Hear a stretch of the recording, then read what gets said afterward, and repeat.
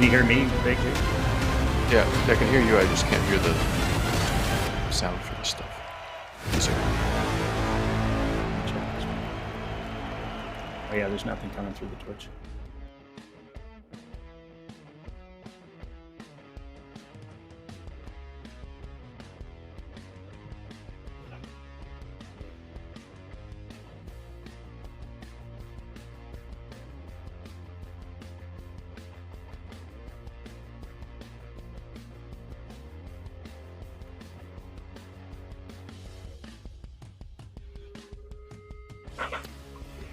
hey, Eggplant, how's it going? Thank you for the introduction. Hello, Roddy. Good to see you here again. Hey, Big G, you too, man. Hope you're having a great Sunday. Hello, Eggplant. Alrighty, so we've got the conference finals here. Our first series looks like we have Dad Kennedy's versus Flip 182. Now, I know me and Roddy were witnessing some kind of last-minute substitutions going on. It seems there was some trouble on the side of Flip 182 getting all their teammates to come together here. So it looks like we might have a sub. Roddy, do you know who that is by chance? Yeah, Big G. I think Music Man's going to be subbing in for Big Milk on the Flip 182 team. Panelist Panda 94 and Lit Knight, the original two members of the team. And it sounds like Music Man's going to be their sub as they take on the Dad Kennedys, who's got, I believe they're going to be fielding Pizza, Foul, and Catalista. So it's going to be going to be a good series. It'll be interesting to see how Flip 182 deals with the substitution there. What do you think, Big G? You know, so I know both of these teams pretty well. I've played with Phaelian and Catalista, Panda, Lit Knight, a good amount. And the one thing that scares me really is that substitution, because I know Phaelian and Catalista have been in situations like this time and time again. They're both players who, usually for our leagues and all of our tournaments, they're in the finals, they're in the semifinals. So they are big, last-minute pressure players, and I think they're going to take that as an opportunity to really come out strong against Flip 182 here. So, that would be my guess for the series. But, Pantless Panda, Lit Knight, they're both, very malleable players, smart players. I think, they can make adjustments how they need to, and hopefully, get some chemistry going for them. Yeah, Dad Kennedy's definitely has a pair of veterans on their team with Fowlin and Catalista. I was speaking to Lit Knight just before the game, and he says his focus is actually going to be on Fowlin and trying to get him off his game. That was before the substitution was announced, so we'll see if he's able to follow that through. But I'll tell you, Flip 182's got a solid team together. They were able to upset Dad Religion last weekend, so it'd be cool to see. I'm looking forward to a series. I'm hoping it goes long and hard-fought series for everyone. Yeah, I was, as much as I wanted to root for Rad Religion last week, I got to root for anyone that can take down the trash talking X-Men, Hugsy. They were the villains of the whole league, and Flip 182 came in and took them out. Going from having one loss in the main series, in the main league, to beating them like that last week was absolutely beautiful to see. Yeah, it was great. I was lucky enough to watch that game, and I'll tell you, Lit Knight was playing his heart out, and Panda was there, and Big Milk were both there. So it was a great hard-fought series, really a surprise upset. Again, we'll see here if the substitution affects Flip 182 or if they carry that momentum against the Dad Kennedys today. This will be the first game of three series, first series of three series today. We got a best of five with this series. Then we got a best of five for the Friday night conference. And then soon after that will be the Grand Champion marbles for all the marbles. But yeah, I'm excited for today and looking forward to working with you today. Yeah, it's a big day, one of the biggest days of the year here for us, as we have both of these teams going up against each other, pushing into the finals. Both these teams, it's all on the plate right now. If they want it, they got to go out and grab it right here and right now, if they want to end up back on this stream around 5 o'clock. So I love finals day. I love seeing how the teams react to the pressure, how they react to being on stream once again. I think it makes for a really exciting day and really exciting games.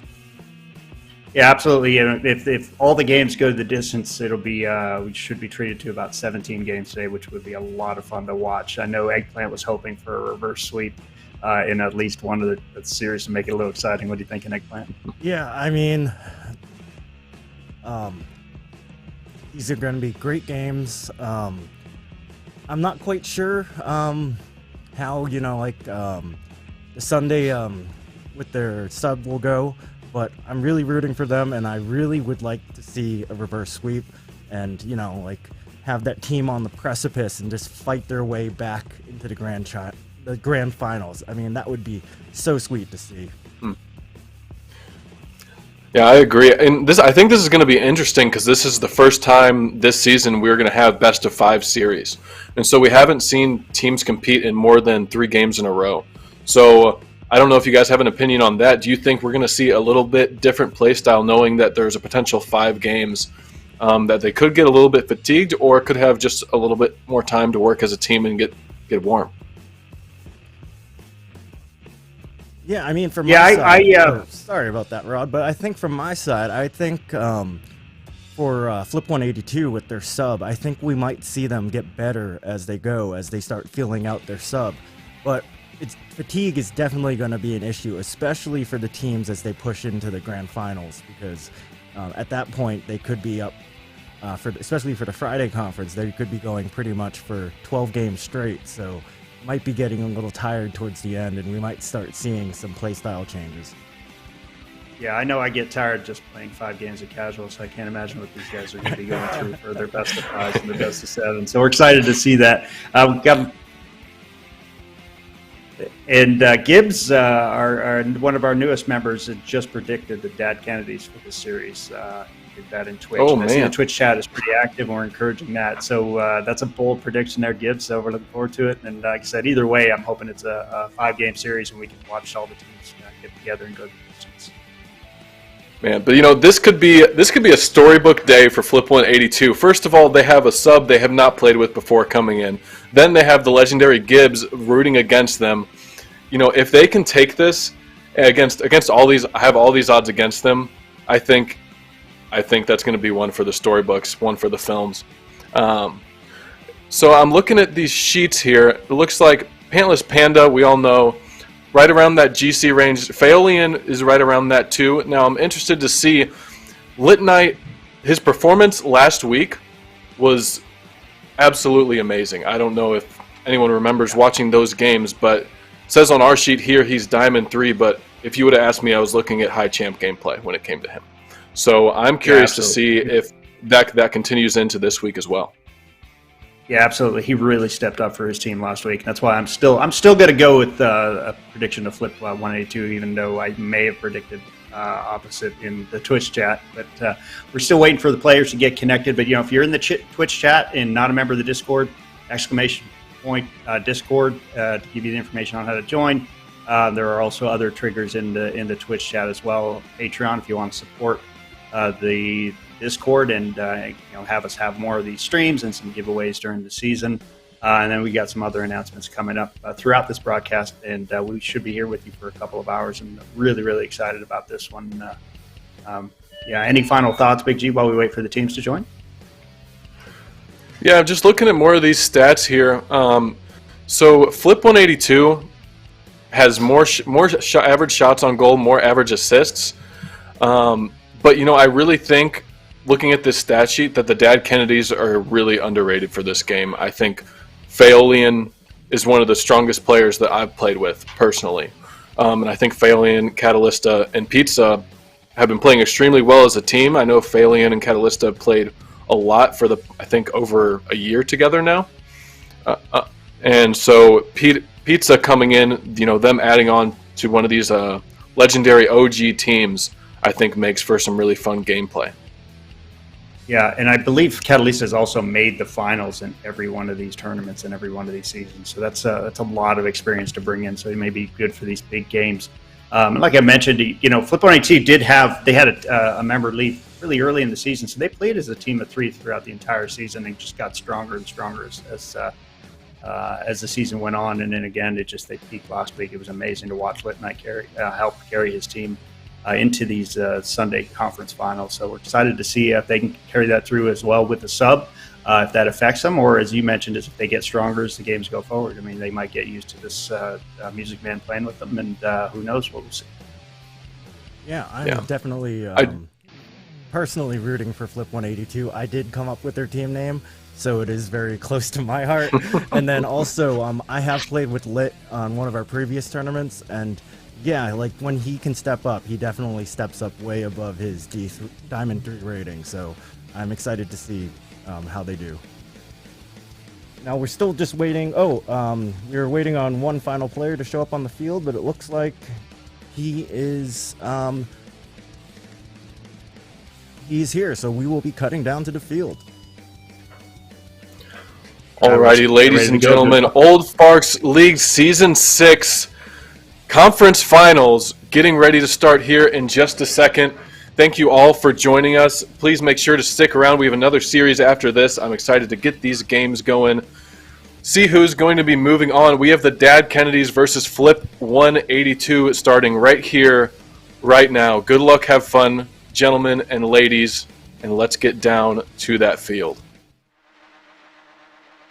Yeah, we're getting ready to start with Flip 182, the Dad Kennedys in the blue, and Catalista, Lit Knight. Looks like Panda or Music Man and Catalista going in for that kickoff. Looks like they did a little switcheroo there. This Fallon takes it into the Flip 182 zone, but Knight able to take it up the wall and clear it into the into the Dad Kennedy zone.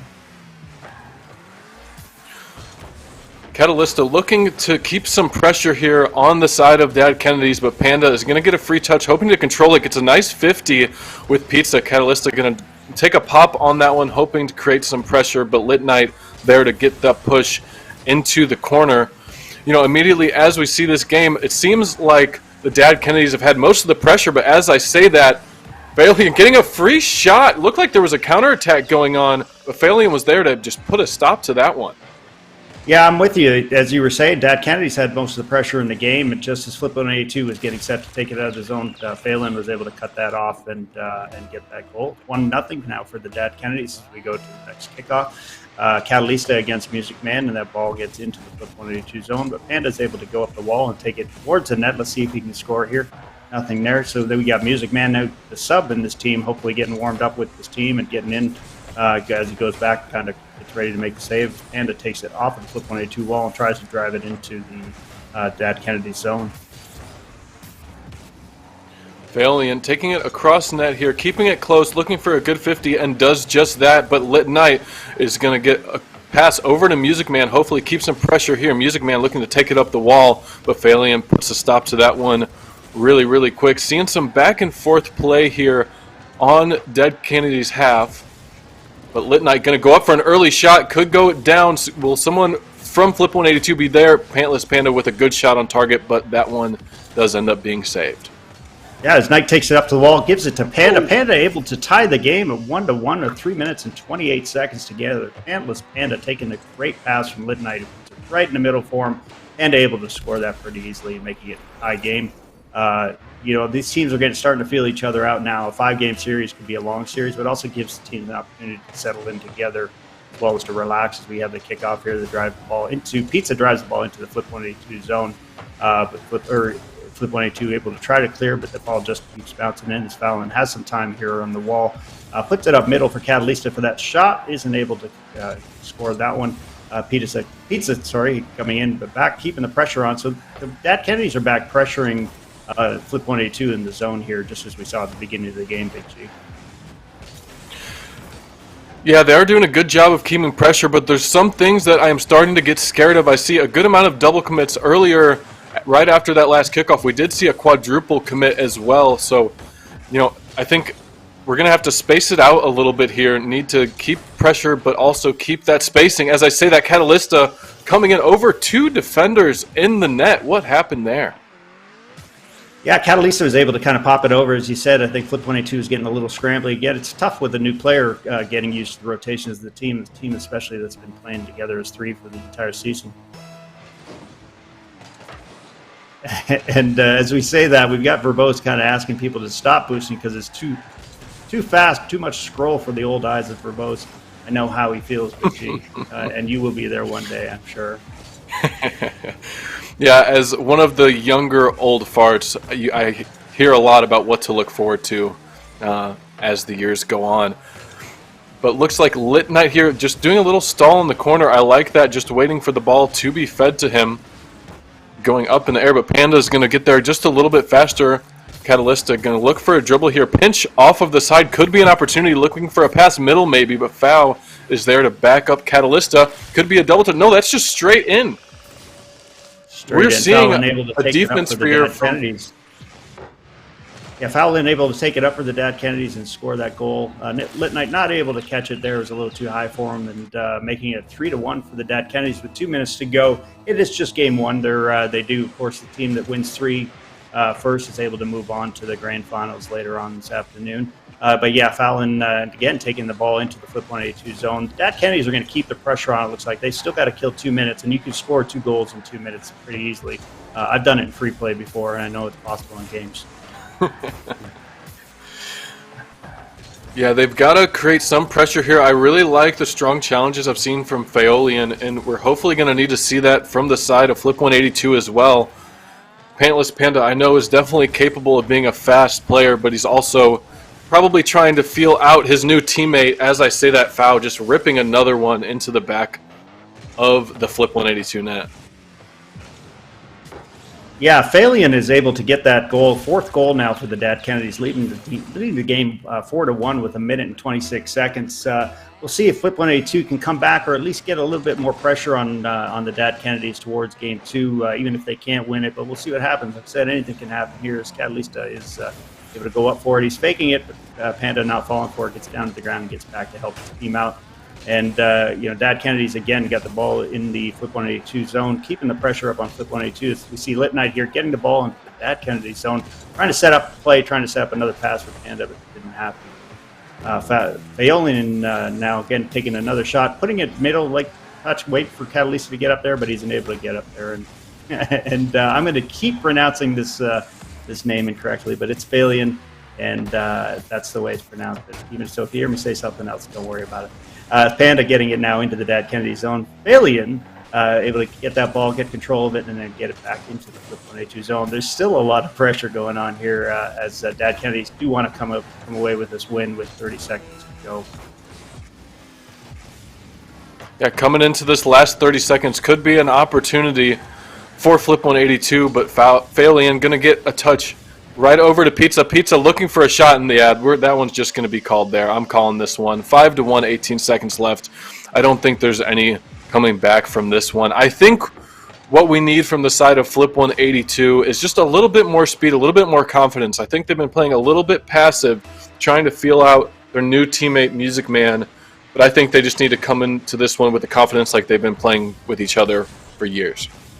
Yeah, I agree. They've had some kind of flashes here and there in this game one, so I believe they're going to get warmed up and probably have a better performance in game 2. Is Catalysta able to make it 6-1 now for the Dad Kennedys with 6 seconds to go? So yeah, that'll be the first game win now for Dad Kennedys. And what are you thinking right now if you're Flip 182, Big J? I am just thinking that we're going to have to make a change somewhere. We're going to have our second man be a little bit faster on the ball. That's one thing I've seen. They haven't been able to keep as much pressure because that second man is playing a bit more patient and not ready to attack the ball once the first man is off of it. So personally, that's what I would like to see. But I also like to point out Pizza coming in on the bottom of the scoreboard this game, but 2 really, really good assists, especially right at the end there. Great pass over to Catalysta, really smart plays. I think Pizza has been not as flashy, but a really, really solid player for the Dad Kennedys right now. Yeah, I was watching him in that first game, and he was solid. He was rotating properly with his team, able to get a goal and 2 assists, so he was able to set up a couple of goals as well as get one on his own. So pressure on now, obviously, for Flip 182, but it is only the first game. It's a best-of-5 series, so let's hope they can turn it around in game 2. I'm sure there's a lot of feeling out, as he said. They've got a substitute in Music Man in this game, so I'm sure he's also trying to find his groove with his team. So I'm looking forward to kind of a tighter game 2. What do you think? Yeah, I think once we see both these teams come out confident, I think these are going to be really close games. I think that one, the first couple minutes looked actually pretty even on that one, but then the Dad Kennedys just kind of ran out with that one. So I'm definitely hoping to see more of an even game here. And, Eggplant's calling for a reverse sweep. Could it happen in the first series? We don't know. Probably a bit too early to call that. But Flip 182 have got the odds against them in this one. With a brand new teammate and Gibbs himself rooting for the side of Dad Kennedy's.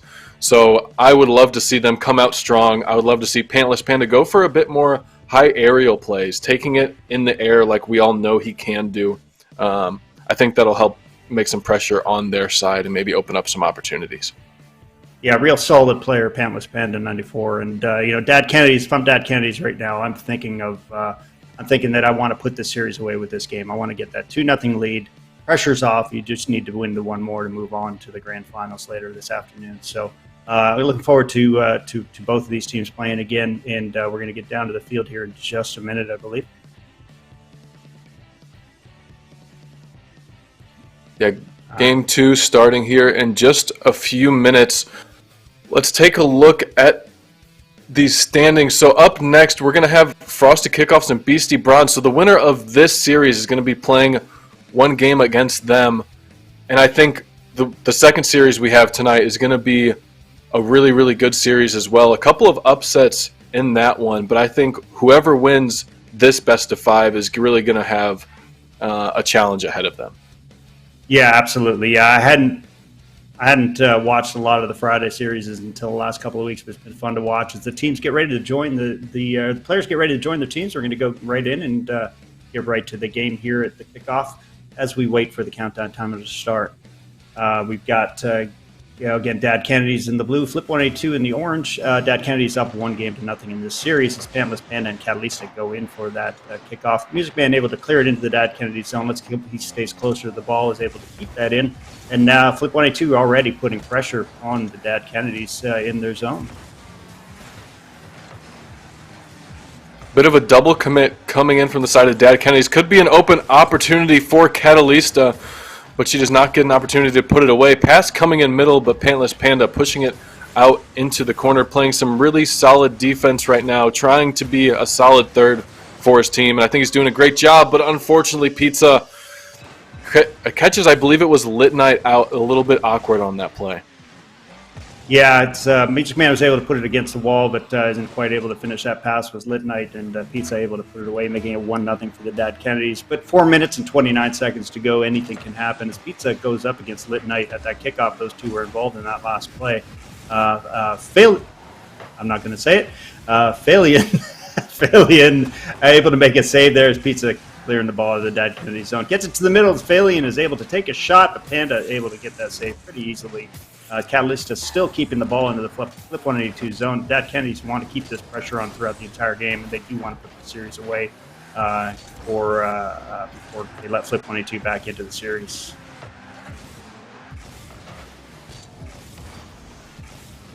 We've got Phalian going in for another touch. Lit Knight going to put that one away. Lit Knight, I believe, has just been playing really, really well this game. I'm looking to see Panda. I'm seeing Pantless Panda playing a little farther back still. I was really hoping he would come out with some confidence. As I say that, he's going up for a ball. Unfortunate whiff. Could be another opportunity for the Dad Kennedys here to get a counterattack as Phalian takes it up the middle, popping it high, but Lit Knight putting that one to an end pretty quickly. Yeah, Phalian able to keep that out. But yeah, it looks like I agree with you. I've noticed that Big G. Panda is playing a little further back, maybe perhaps wanting Music Man to get some more touches. As we say that, Panda himself is able to finish it and tying the game at 1-1 with 3 minutes and 17 seconds to go. So Flip 182 again, kind of getting used to their sub.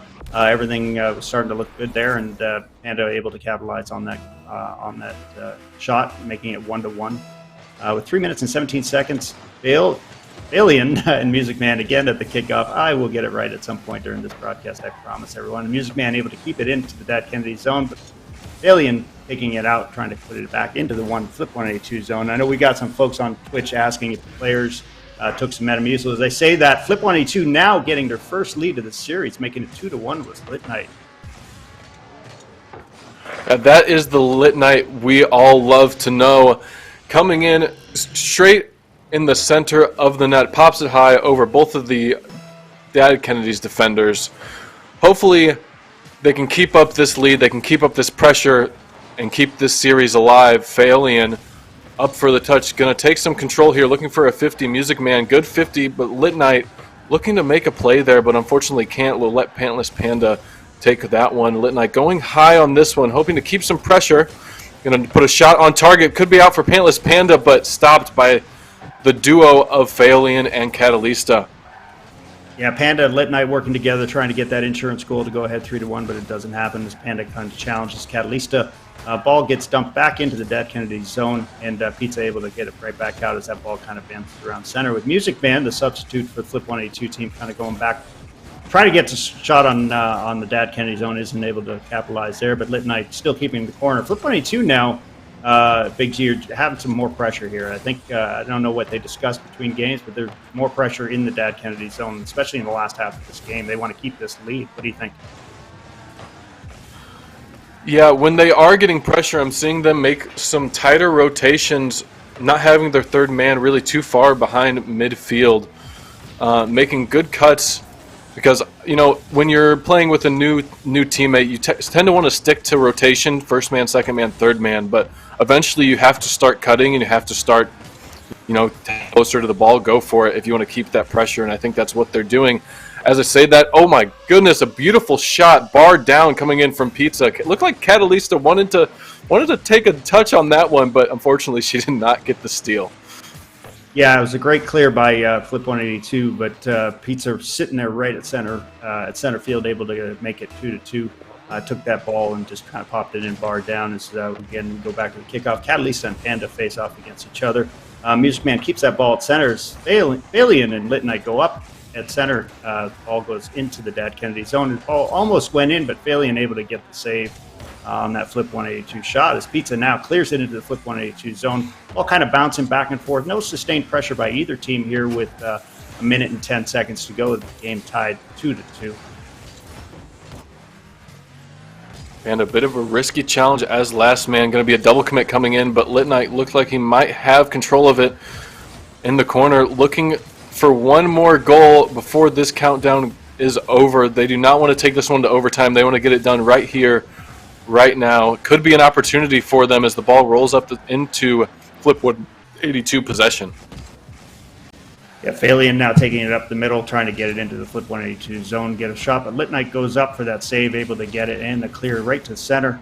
Ball kind of, again, bouncing around center. Going back and forth, a lot of back and forth action here as teams are kind of playing a little bit more conservative now that they've got the tie. What are you thinking? Are we going to see that could just be open. Yeah, shouldn't have said a word, but Phalion able to get a roller right into the open net, making it 3-2 for the Dad Kennedys with 25 seconds to go. Again, plenty of time to get it to overtime, Flip 22 has, but that puts a lot of pressure on them at this point. Yeah, really smart bump coming in from Catalista on Pantless Panda, their last man back, to keep that goal open. We have 23 seconds for Flip 182 to put one into the back of the net, hopefully keep this game alive, but looking like it might not happen here. One opportunity, they could have possession here. A bit of confusion from the Dad Kennedys. Gets a clear into the Flip 182 corner. Need a big clear here.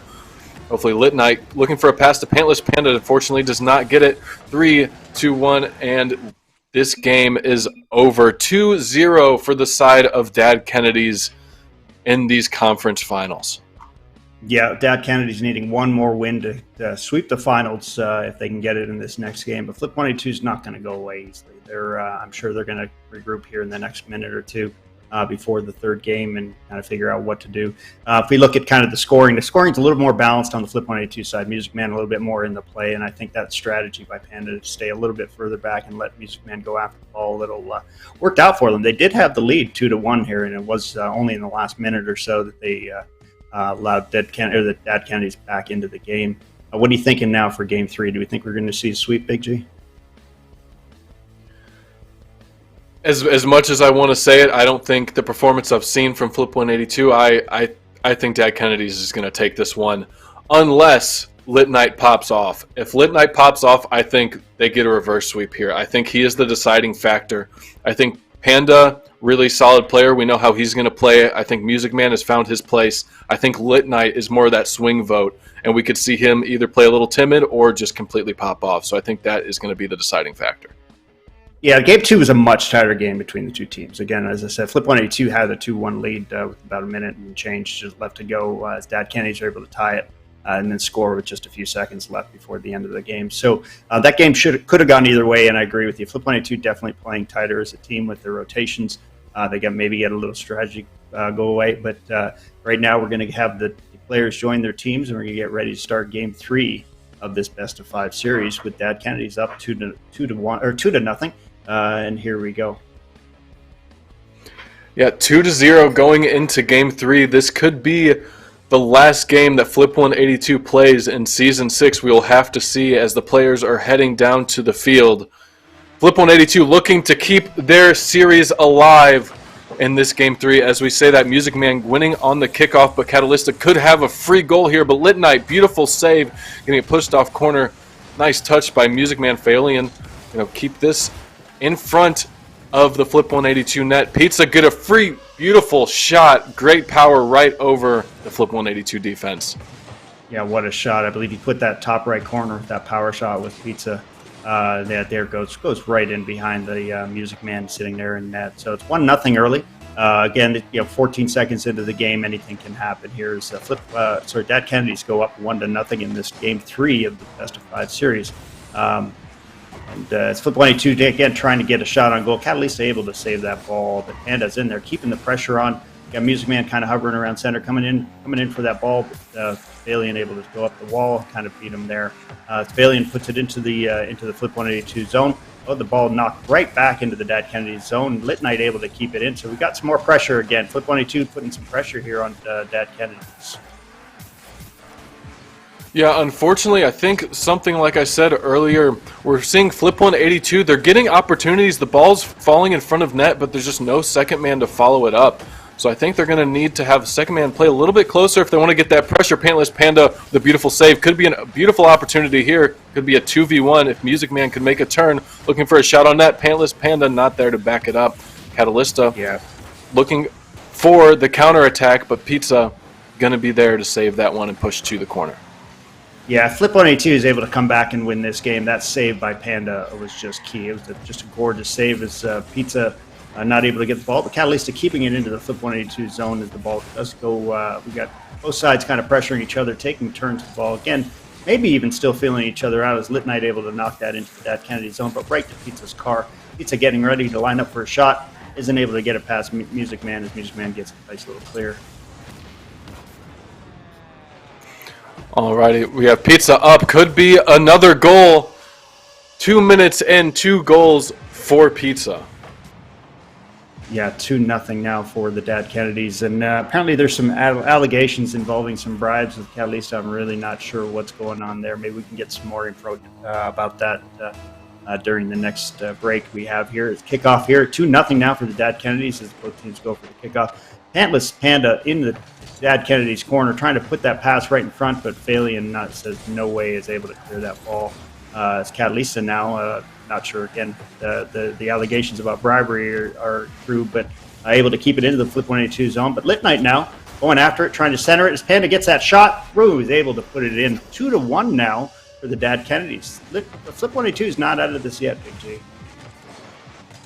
Absolutely not. Pantless Panda is going to be super happy to get that one. Lit Knight almost getting a steal right at the very end. I want to bring this back to the Catalysta bribe allegations. I am right there. Whoever is saying that, giving that information, I believe you 100%.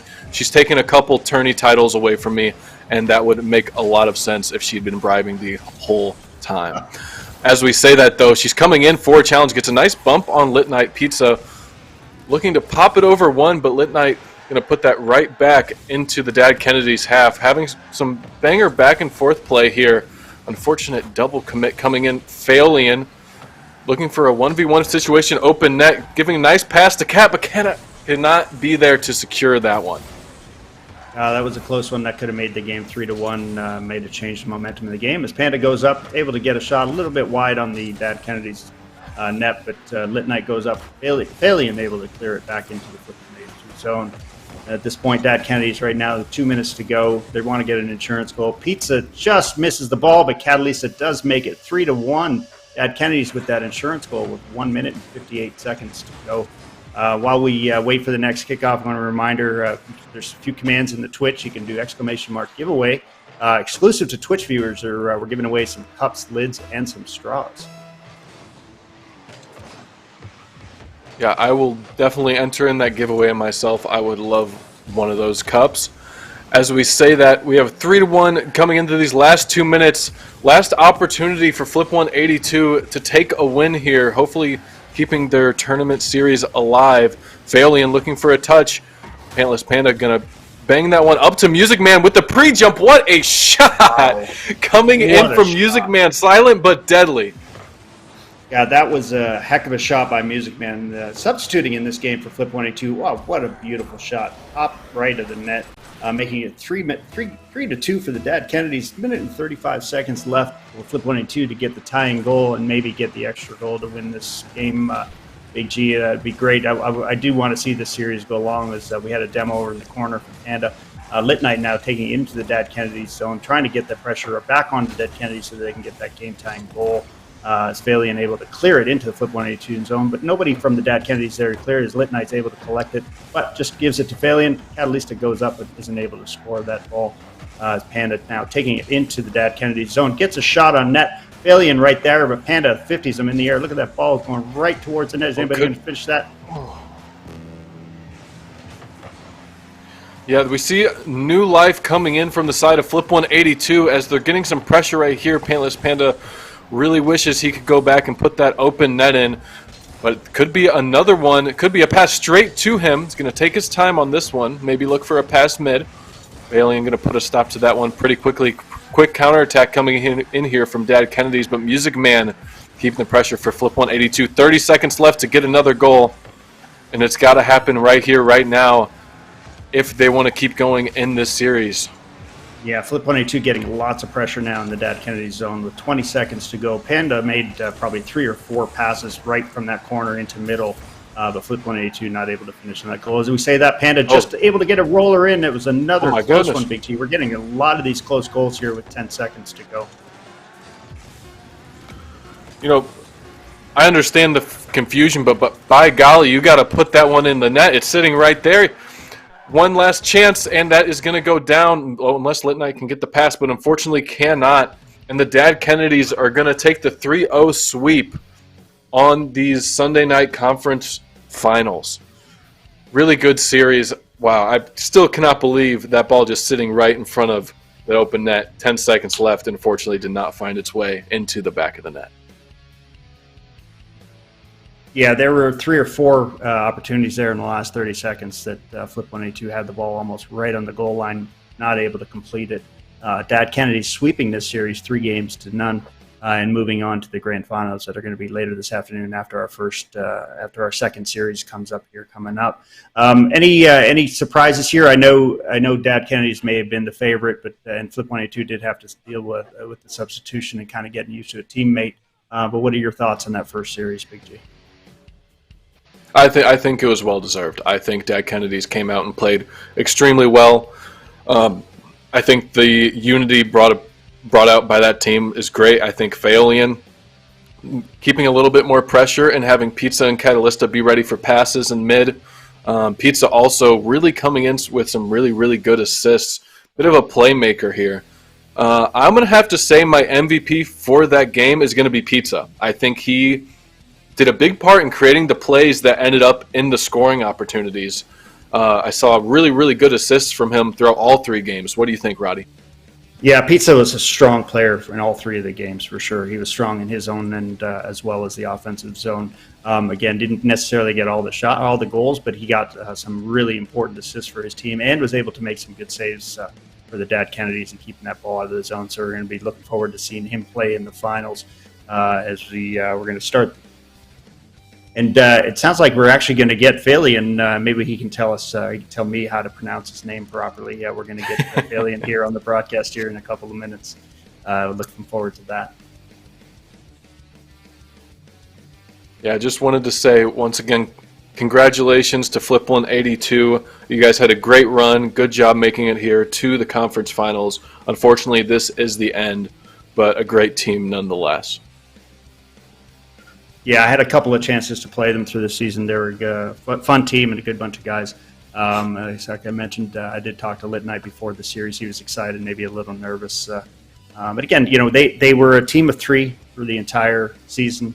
They didn't have a fourth player rotating in and out, so they really didn't have to get used to each other. But sadly, for this last match, they did have to bring in a substitute Music Man, who was able to get a really pretty goal in that third game, however. But again, it's not an easy role to fill, just kind of being called up to play in a conference finals right at the last second.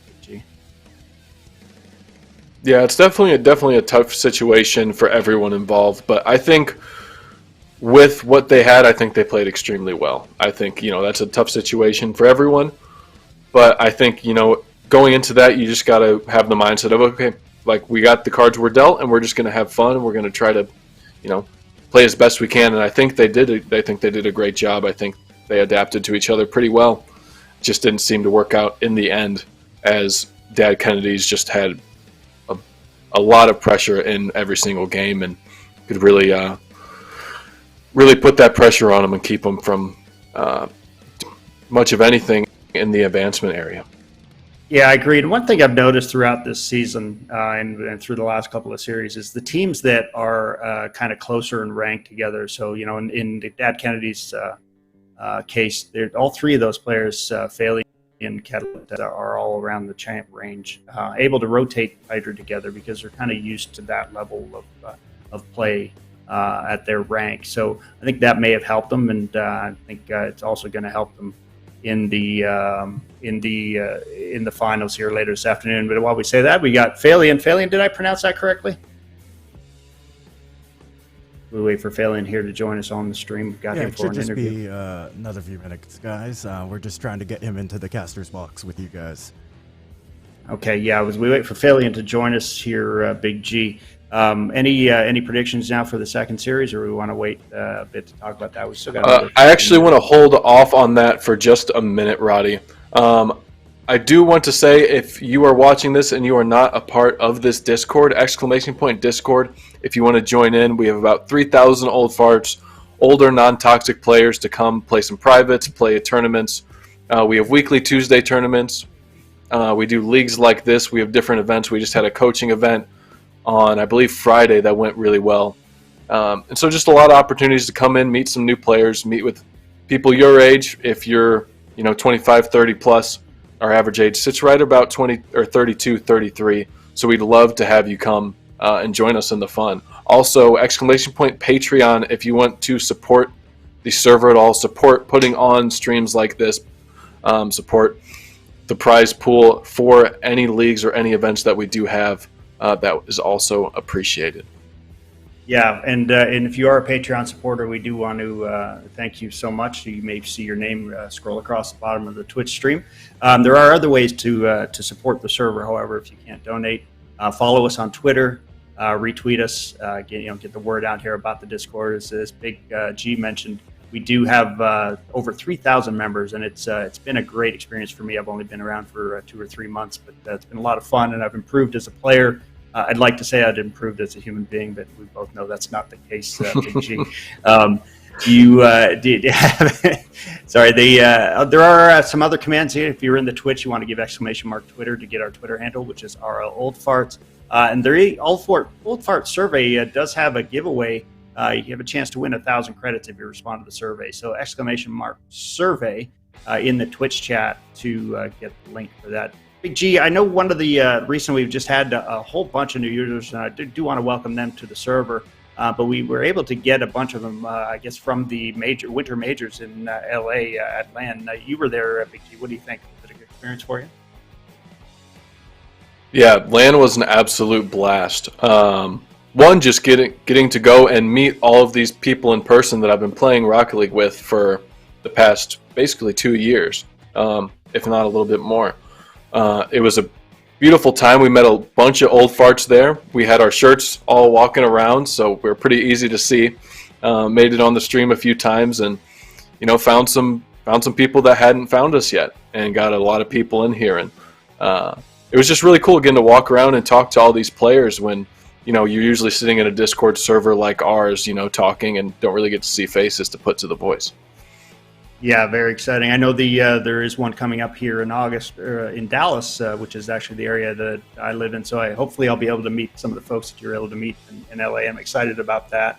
Yeah, I did notice that you're wearing the Old Fart shirt. I believe it has some nerdy stuff on the back as well, a QR code of sorts to get people into the Discord. So it looks like it worked, as we have had a huge influx of members to the new server. And great to see it. Look at that, Big G. Look at you glowing with that shirt. It looks great. It does look. It looks good. Looks good, man. It feels good. It's like I think we are never trying to get imagined really.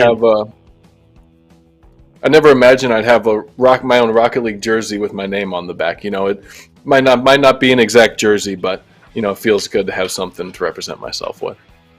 Yeah, it looks great. I think we may hear from our I'm going to be careful what words I use to describe it. We may hear from Skitch it's at some point this afternoon with some announcements, maybe some announcements having to do with the major down here in Dallas in August. So excited to hear about that. But yeah, it does sound like a good time. I did see some of the pictures. I know you guys did end up on the official RLCS stream, which was really cool to see. So I know we had Riff up there with, I'm not sure what he was doing, some kind of a old man dance with a beard and messy hair, but he was there and had others. So yeah, if any of those folks do get to come down here to Dallas in August, I'm looking forward and excited to meet you. Are you thinking of coming down for Dallas, Big G? What do you think?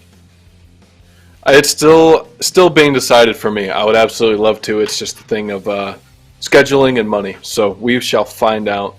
I'm really hoping to, though, get another group of us old farts over there representing, hopefully maybe eventually a group of us old farts going over in London for that event too. You never know. But that's right. Yeah. It was also really, really cool getting to meet some of the content creators, some of the analysis guys, cast and booth guys, and see what we do here in Old Farts. See it on that grand scale, and see how they do it. It's just doing these streams. We know how much work goes into putting on a league, putting on a stream, and something of that caliber is just really, really cool to watch. Yeah, it's been fascinating for me behind the scenes to kind of get to know everybody that does work on the stream. We want to thank those folks as well, Crispy Dad and Xander out there making the lobbies happen and keeping our spreadsheets up to date. We got Eggplant as our host and Riff Raff screaming in our ears from time to time as the switchboard operator. So as well, we want to thank Vagabond who's he's rattling right now in my ear. As well, we want to thank Vagabond. You're not apparently as a caster, you're not really supposed to say that there's somebody in your ear, but I got this in my ear that's just rattling around. But we also want to thank Vagabond for making maybe that'll keep him quiet for a bit. I want to thank Vagabond for the third time for making the posters as well. Posters really well done, getting the word out there for the stream. And we got another series coming up here in about 10 or 12 minutes between Frosted Kickoffs and Beastie Bronze. You thinking you're going to make a prediction for this one, Big G? It's a tough one. I believe we casted these last games together where Frosted Kickoffs, I forget who they defeated. Was it Silver Champ? I believe it might have been Silver Champ. No, that was Beastie Bronze. I believe Beastie Bronze beat Silver Champ, but I think I got to root for my boy Fallen, Kurt, Foxhole, and Razor on the side of Frosted Kickoffs. I think they were the underdogs last week and pushed through. And I want to see him do it here again. I think the side of Beastie Bronze is a really, really good team. Loomis is scary to play against with all of those demos. Arl Orig and Irish Gigal, both really, really solid players. So I'm curious to see what's going to happen. I really enjoyed watching Beastie Bronze last week. I hadn't actually played with or against any of those players, but yeah, Loomis and Lowrigs and Nebulade were able to make a really strong team. But kind of same as the Dad Kennedys, Frosted Kickoff is a more those players are a little more closer together in rank, so they may again be more used to each other's rotations and what to watch for. Where sometimes if you're a lower ranked player playing with a higher ranked player on your team, you sometimes you can't really predict what they're going to do. Are they going to go up for everything? Are they going to try to save everything? So it'll be interesting to see if that holds true for this second series as well. As Dad Kennedy's was in the same situation where everybody was kind of ranked the same, and they were able to play as a team. We had Phalion, Catalista, and Pizza there. All three of them contributed. If you look at the score sheets, but as well as the games, it was pretty balanced. I definitely agree with that. So I was looking here. So last week we did see Frosted Kickoffs beat Smells Like Platt Spirit, the number 2 team in the league. So they did have a bit of an upset, and I think what you're saying is true. Fallen, Kurt, Foxhole, Razor, all are pretty similar. And on the side of Beastie Bronze, we have Nebulade, who is pretty high up there compared to his lower champ teammates. But Beastie Bronze has played really well this entire league as well, and I don't think they've let that rank differential hold them back. I think they've actually used that to their advantage. Yeah, and I think this is going to be a little tighter series here. We don't have kind of the challenges that Flip 182 ran into in that first series. We do want to remind everyone again, if you're not a member of the Discord, there's some triggers you can type into the Twitch chat. !Discord will get you the information on how to join the server. Great server. I'll talk about the coaching event that I experienced yesterday as well in a minute.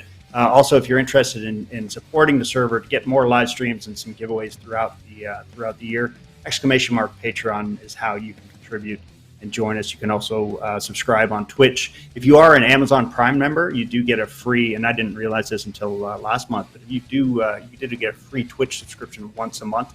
So if you want to use that to subscribe to the Rocket League Old Farts Twitch stream channel, that would be great as well. We'd appreciate all the help here and all the support that the community has given to us. Absolutely. Now, looking at these upcoming games again, you asked me who I'm rooting for. I said Frosted Kickoffs, and I'm thinking about that. If Frosted Kickoffs do win this next series, we're going to have Fallen versus Phalion and Catalista. And, I think Fallen and Phalion are very similar names, but also pretty good friends. So I think that could be an interesting matchup to see.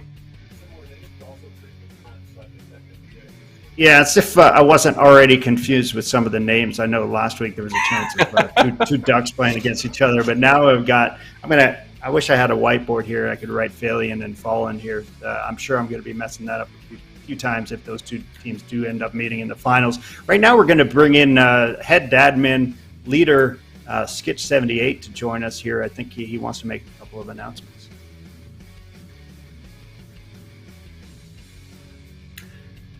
Hello, everybody. Can y'all hear me? Can you drop an F in chat if you can hear me? Yeah. We're doing this. Drop an F in your ear. I can hear you, Skitch. Welcome. Twitch chat, you can hear me? All right, awesome. Hey, everybody, this is Skitch.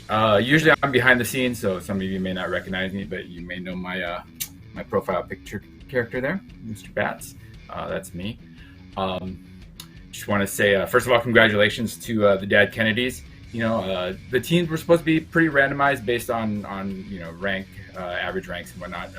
But the team of Phalion and Catalista, with all the playoff and finals experience they had, I was pretty sure they were going to take that one. So congratulations to them, and we'll see them again in about an hour for the finals.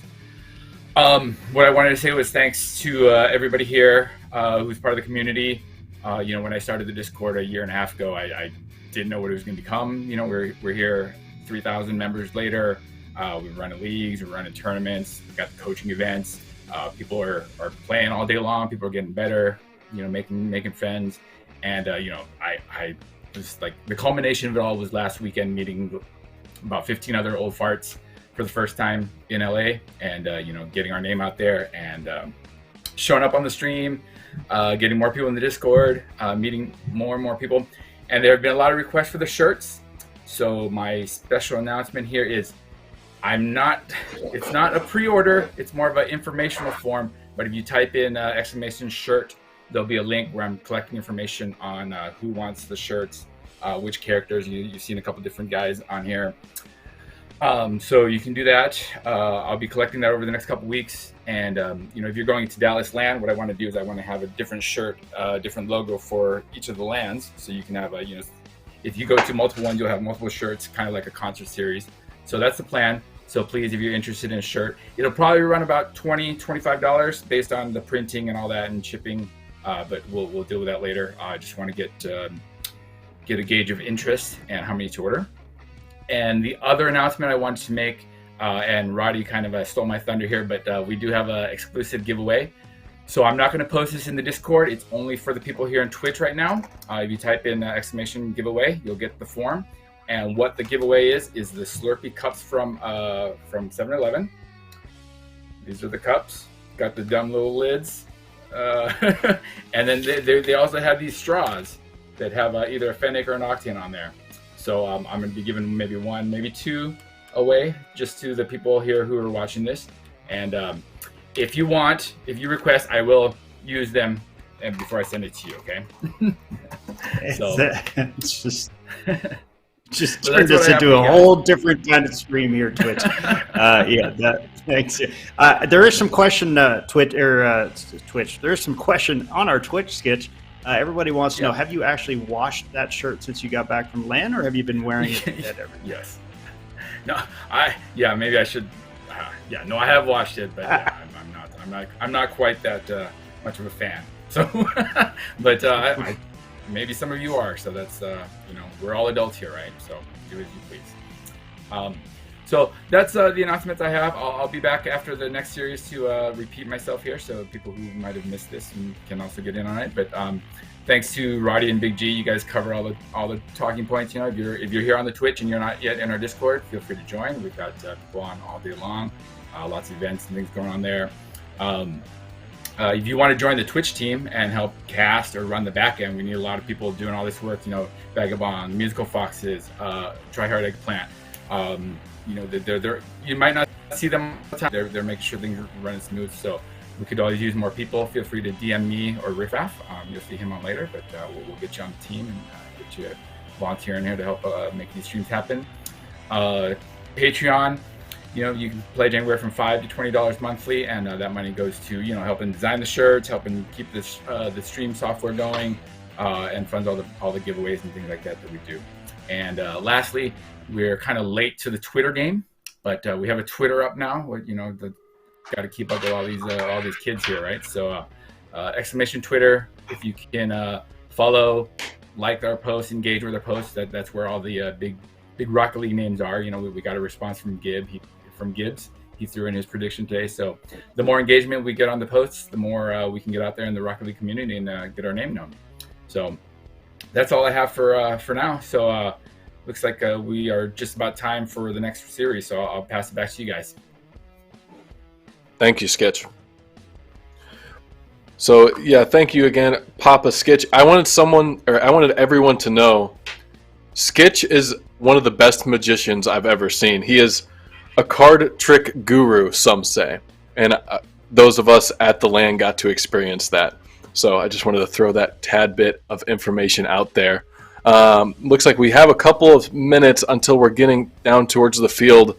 Last minute predictions, Roddy. What do you think we're going to see here in this best of 5 series between Beastie Bronze and Frosted Kickoff? Yeah, it's Big G. I think it's going to be a close series. I think we may go the distance to all 5 games. I'm going to call Frosted Kickoffs. Like I said, I think having everybody around the same rank on your team is underrated in this game.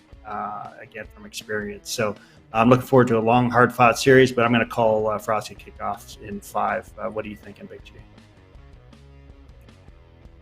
I went bold last week, and I'm going to go bold again. I'm going to go Frosted Kickoffs in 3. I think Fallen, being the highest-ranked player on that team, is going to lead his team to victory, no matter who they face. The side of Beastie Bronze might have some higher-ranked players on there, but I've seen Fallen. I've seen the look in his eyes when he's determined, and I think he's going to be really making that push so he can play against Phaelian, Catalysta, and Pizza in the finals.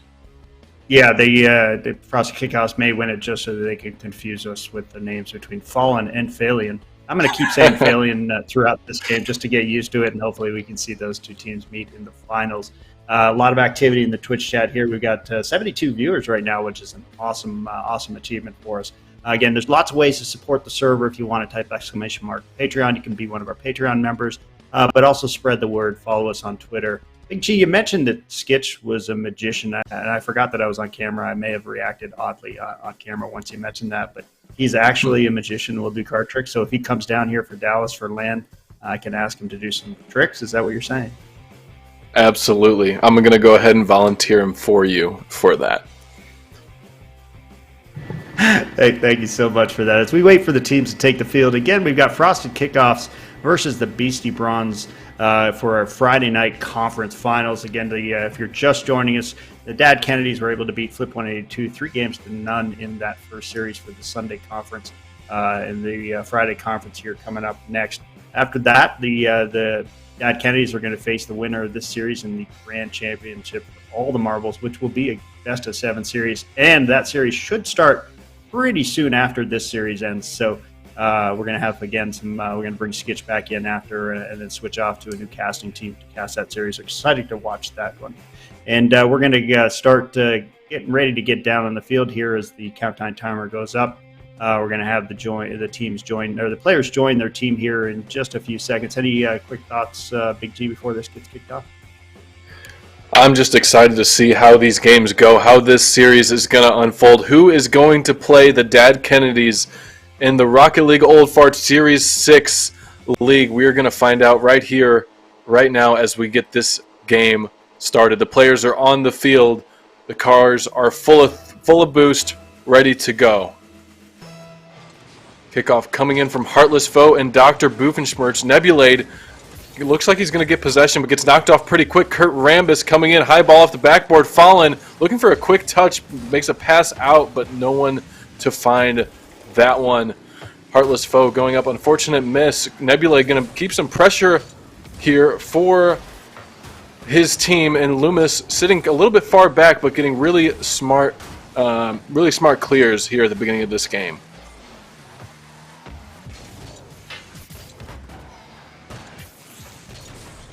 Do we have Roddy? Yeah, we've got. Sorry, I had to unmute here. So we've got Heartless Foe, who's actually Spartan Clutch in the Discords. Kurt Rambis able to make it 1-0 for the Frosted Kickoffs. Here we go with that prediction. Maybe we end up right. 40 seconds into the game, Frosted Kickoffs winning 1-0. Plenty of game time left, however, for Beastie Bronze to make this comeback here. We got Fallen, Kurt Rambis, and Spartan Clutch on the Frosted Kickoff side against Nebulade, Loomis, and Dr. Boofenschmerz. Like we needed another name to confuse us on the Beastie Bronze side. I was expecting Loris to play in this game, so the interesting change here is that fourth player, Dr. Boofenschmerz. See, I already messed it up. Joins his Beastie Bronze team. Has Fallen able to get it into the Beastie Bronze zone. Dr. Boofenschmerz, as we say that, taking it into the Frosty Kickoffs, trying to center it. Nebulade is up, trying to get that shot. Let's see what happens here. Is Heartless Foe able to make that save? You know, it does not surprise me that some people might struggle with that name, as that is a bit of a younger reference, talking about Perry the Platypus, that TV show. But as I say, that Fallen coming down, trying to really take control of this game. I've really liked his confidence so far, going for those high balls, trying to make an opportunity for his team. Unfortunately, Nebula going to squeeze that one past the defender there. Not exactly sure what happened. It looked like Heartless Foe was trying to shadow, but Nebula just gets a pop right over him. Yeah, Loomis able to put that ball into the Frosted Kickoffs corner. Nebula able to take that tight ankle shot, create a great goal, making the game 1-0 or 1-1 now. Again, this is what we were expecting, right? We were expecting a tight series, bunch of tight games. So I'm excited to see that as Heartless Foe gets it into the Beastie Bronze zone. Kurt Rambis keeping it in. He got that first goal there for the Frosted Kickoffs. They're trying to get a second. It's Fallen now. Taking it into the corner, tries to put it up, but we get a block here from the Beastie Bronze side, though. Clears it over to Kurt Rambis. Loomis Lear missing that clear in the corner. Kurt Rambis now taking the ball, giving it to Fallen. Nebulate doing a nice half flip there, but Fallen able to take Nebulate out of the place, setting it up for his teammate, Frosty Kickoffs, but not able to capitalize on that chance. Yeah, there's something I'm seeing that I like a lot from the side of Frosty Kickoffs. It looks like they're going for just as many confusing plays as possible. As I say that, Fallen taking advantage of that one. So earlier I saw Kurt Rambis just sitting with the ball, popping it up when someone comes near him, confusing the side of Beastie Bronze. Fallen super happy to get that one in the back of the net. 2-1 as this game approaches halfway through. Yeah, 2-1 for the Frosty Kickoffs here as we get the kickoff between Heartless Foe and Dr. Boof. Yeah, Dr. Boot. Just the doctor in there because I don't understand the reference and I'm not really sure what you were talking about there. And I don't have time to Google it in Big G, but the babbler is in my ear reminding me that I am indeed old, however. So that does make a lot of sense now. As Kurt Rambis takes it out of the Frosty Kickoff zone, gets it up, trying to take that shot, but Loomis able to get a pretty easy save there, putting it into the Frosty Kickoff zone was Dr. Boofenschmertz, and not able to get a goal there. But Nebulate keeping it into the Frosty Kickoff zone. The Beastie Bronze keeping the pressure, getting that demo on Kurt Rambis, trying to get a goal here is Dr. Boofenschmertz. But yeah, Big G, Beastie Bronze keeping the pressure up in Frosty Kickoffs. They want us to tie this game up pretty quick.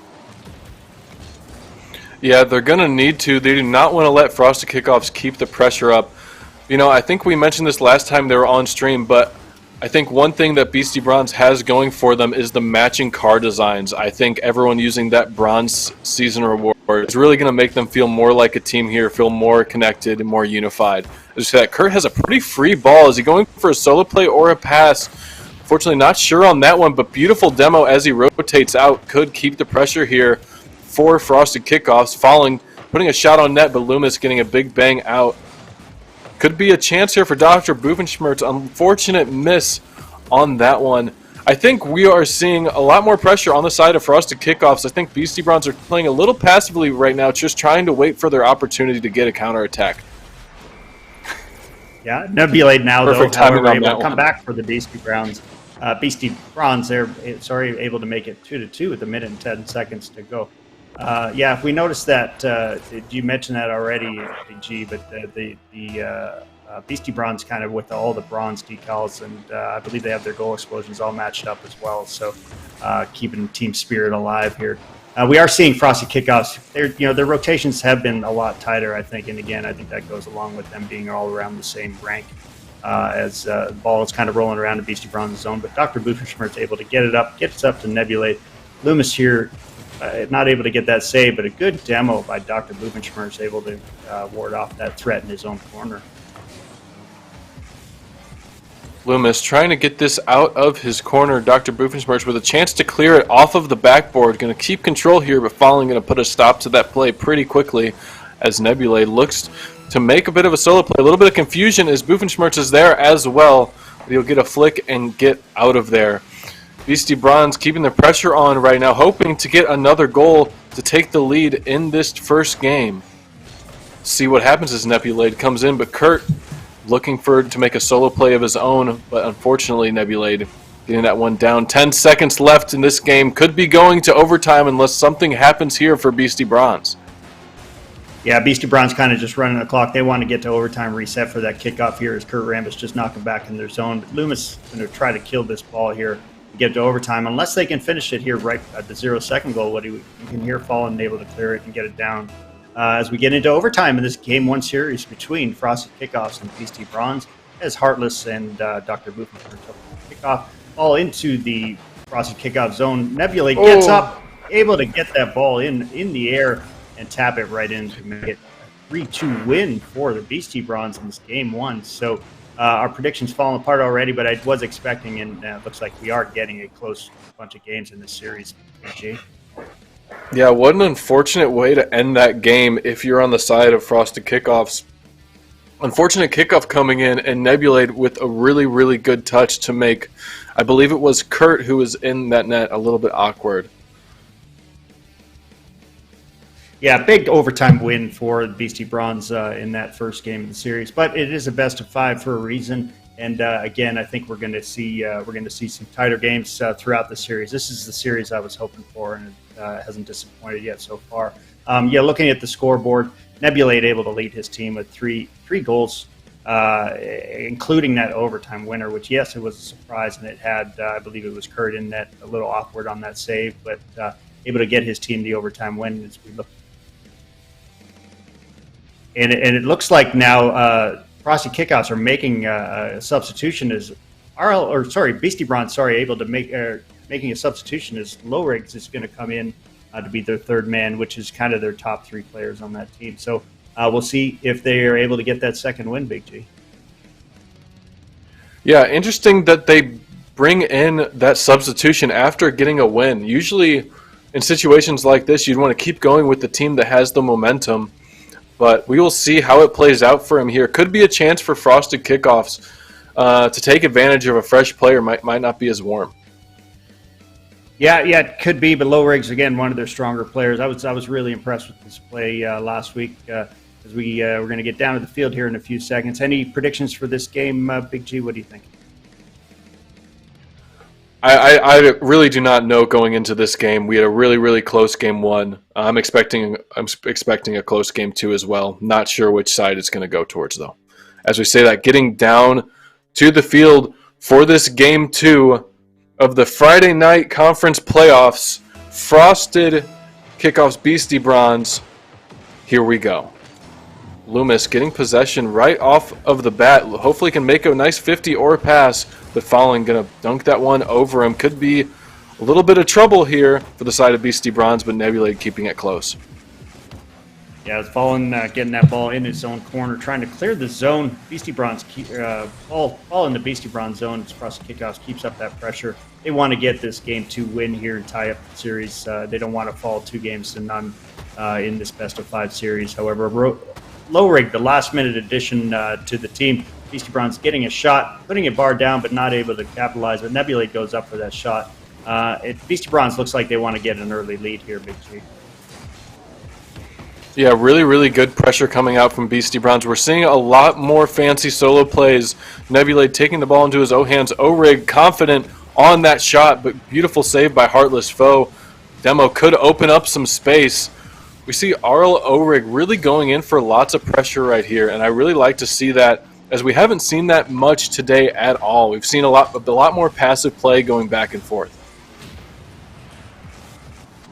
Yeah, there hasn't been a lot of demos or a lot of targeting in this game. There were a couple demos in that first game as teams were filling each other out. But as Nebulate gives it over to Loomis there, but Low Rig able to getting it into the Frosted Kickoff zone. I'm a little hungry. I feel like cereal. Nebulate able to make it 1-0 for Beastie Bronze, taking a 1-0 lead in this game 2.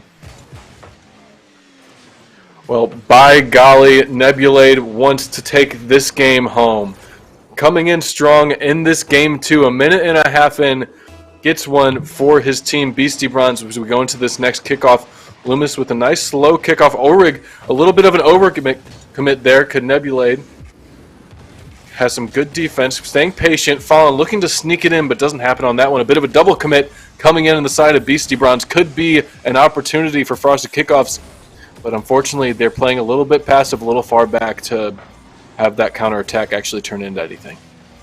Yeah, with almost 3 minutes left to go, Frosted Kickoffs needs to put a little more pressure on Beastie Bronze. They want to tie up this game as Beastie Bronze just missed a shot.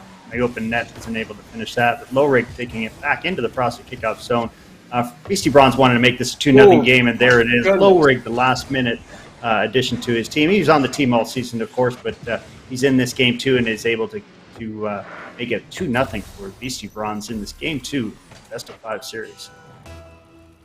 Yeah, I'm going to take that one a bit personally. They might have heard me say that I was a bit worried with their substitution, but O-Rig proving me absolutely wrong on that one. Beautiful top corner shot, putting them up 2-0. We see Fallen a bit of a misplay, but I like the spins, I like the audacity, I like the confidence. I want to keep seeing that. Kurt Rambis looking to make a play up into the corner, could look for a pass down to mid. Fallen's there, unfortunate whiff on the corner in the Beastie Bronze half. Nebulade could have an opportunity, but Heartless, nice pass to Fallen, could be another pass mid, but unfortunate miss on that one as well. The ball is in the Beastie Bronze zone. Fallen trying to make it 2-1, isn't able to get that goal here, but Kurt Rambis is going to bring it back into the Beastie Bronze zone. But Nebulate on the wall in the corner, able to block it as Low Rig does try to take it out. Ball now back into the Beastie Bronze zone as Fallen goes into the corner. Kurt Rambis getting to the middle for setup for the pass. Is he able to get it? No, he's not, as Nebulate able to make that clear into the Frosted Kickoffs corner as Spartan able to clear, trying to clear it, but Kurt Rambis able to finally get the clear, putting the ball back into the Beastie Bronze zone. Yeah, I don't know if you have noticed this, Roddy, or Twitch chat, if you've noticed this as well, but Arl O-Rig is not matching the Beastie Bronze team. It doesn't matter. Nebulade takes it. A lot of pressure coming in there. Beautiful dribble while we had Loomis doing what he does best, looking for demos, putting on that pressure on that third man. Beautiful challenge. But yeah, as I was saying, Arl Ohrig not sporting the bronze season reward. I'm worried that that could cause a little bit of discomfort for them going forward. What do you think? Yeah, I know at our age we don't like a lot of change, and if we see a car that's a different color than the one we're used to, who knows, we may not pass it to them. But as you say, that Lohrig got that second goal. Nebulate make it 3-0 here. Frosty kickoffs again, trying to get the pressure onto Beastie Bronze, but Beastie Bronze able to keep the ball in. As Nebulate getting a 4th goal here for Beastie Bronze. That's Nebulate's 3rd goal. And Lohrig had that goal as well. So 4-0 now for Beastie Bronze. Minute and 20 seconds left to go. Do you think Lohrig is going to keep his colors here, or will he switch up between games?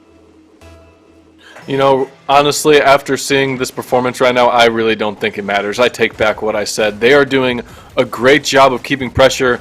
We're seeing a lot of Nebulate and Ohrig putting pressure on together while Loomis is staying that safe third man, which I really, really like. They're doing a very good job of keeping pressure, making opportunities. As we say that, Nebulate looking for another push down the field. They want to take no mercy.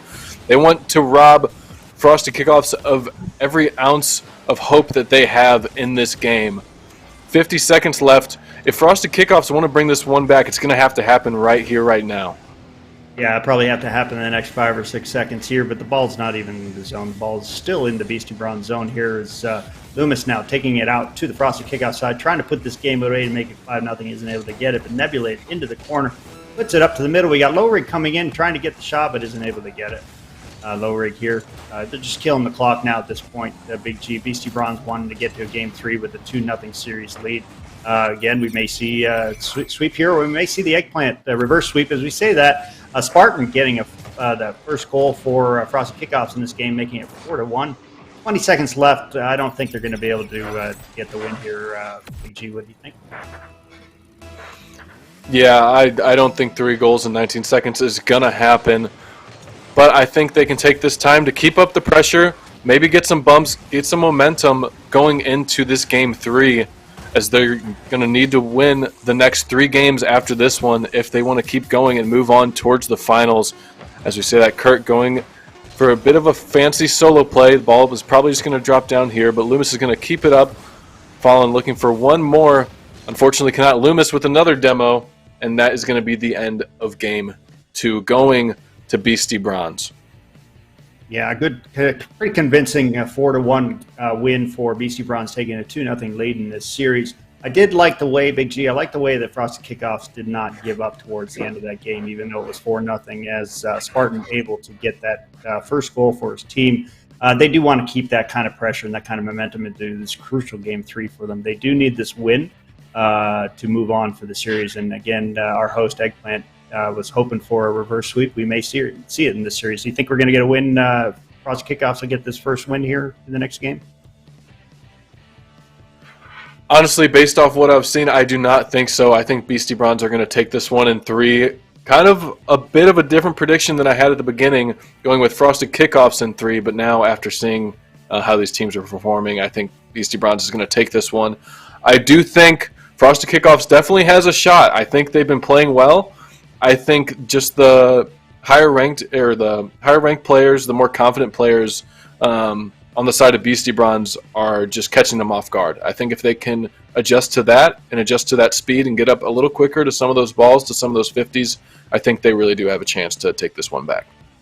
Yeah, I don't think Frosty Kickoffs is going to go away quite easily. I think they're going to get this win here. Although the one thing I'll mention, Lohrig joining your Beastie Bronze here just for that second game didn't seem to affect the team. They played well. They played maybe even better, able to get a 4-1 win in Game 2 and take a 2-0 series lead, which is a pretty big deal here. And, Beastie Bronze, if I'm Beastie Bronze, I want to put this series away. I want to get the sweep, kind of get rested up for a little bit, and get ready to face Dad Kennedy's in the finals. Frosty Kickoffs, though, however, I think it's going to take this game as we get ready, as players about to join the team, will go down to the field. Yep, heading down to this field, Game 3, this could be the end of the road for Frosty Kickoffs. One last opportunity to keep this series alive. They're going to need to take this game, and they're going to need to take it right now. Let's see what happens here. Kickoff coming in. Ohrig could have an open net right off of the bat, but beautiful job by Kurt Rambis to get in the way of that. Heartless Foe looking for a solo play, keeping control. Good 50. Hopefully leaves this for Fallen. Fallen looking for a flick here. Nothing comes in, but looks like Frosted Kickoffs has a bit of time on this one. Yeah, as Nebulate takes it into Frosty Kickoff zone, puts the ball right in front of their net, but Lowrig not there for the goal, but keeps it in the corner. Beastie Bronze keeping the pressure on the Frosty Kickoffs. They do want this win. They want to move on to the finals here later this afternoon.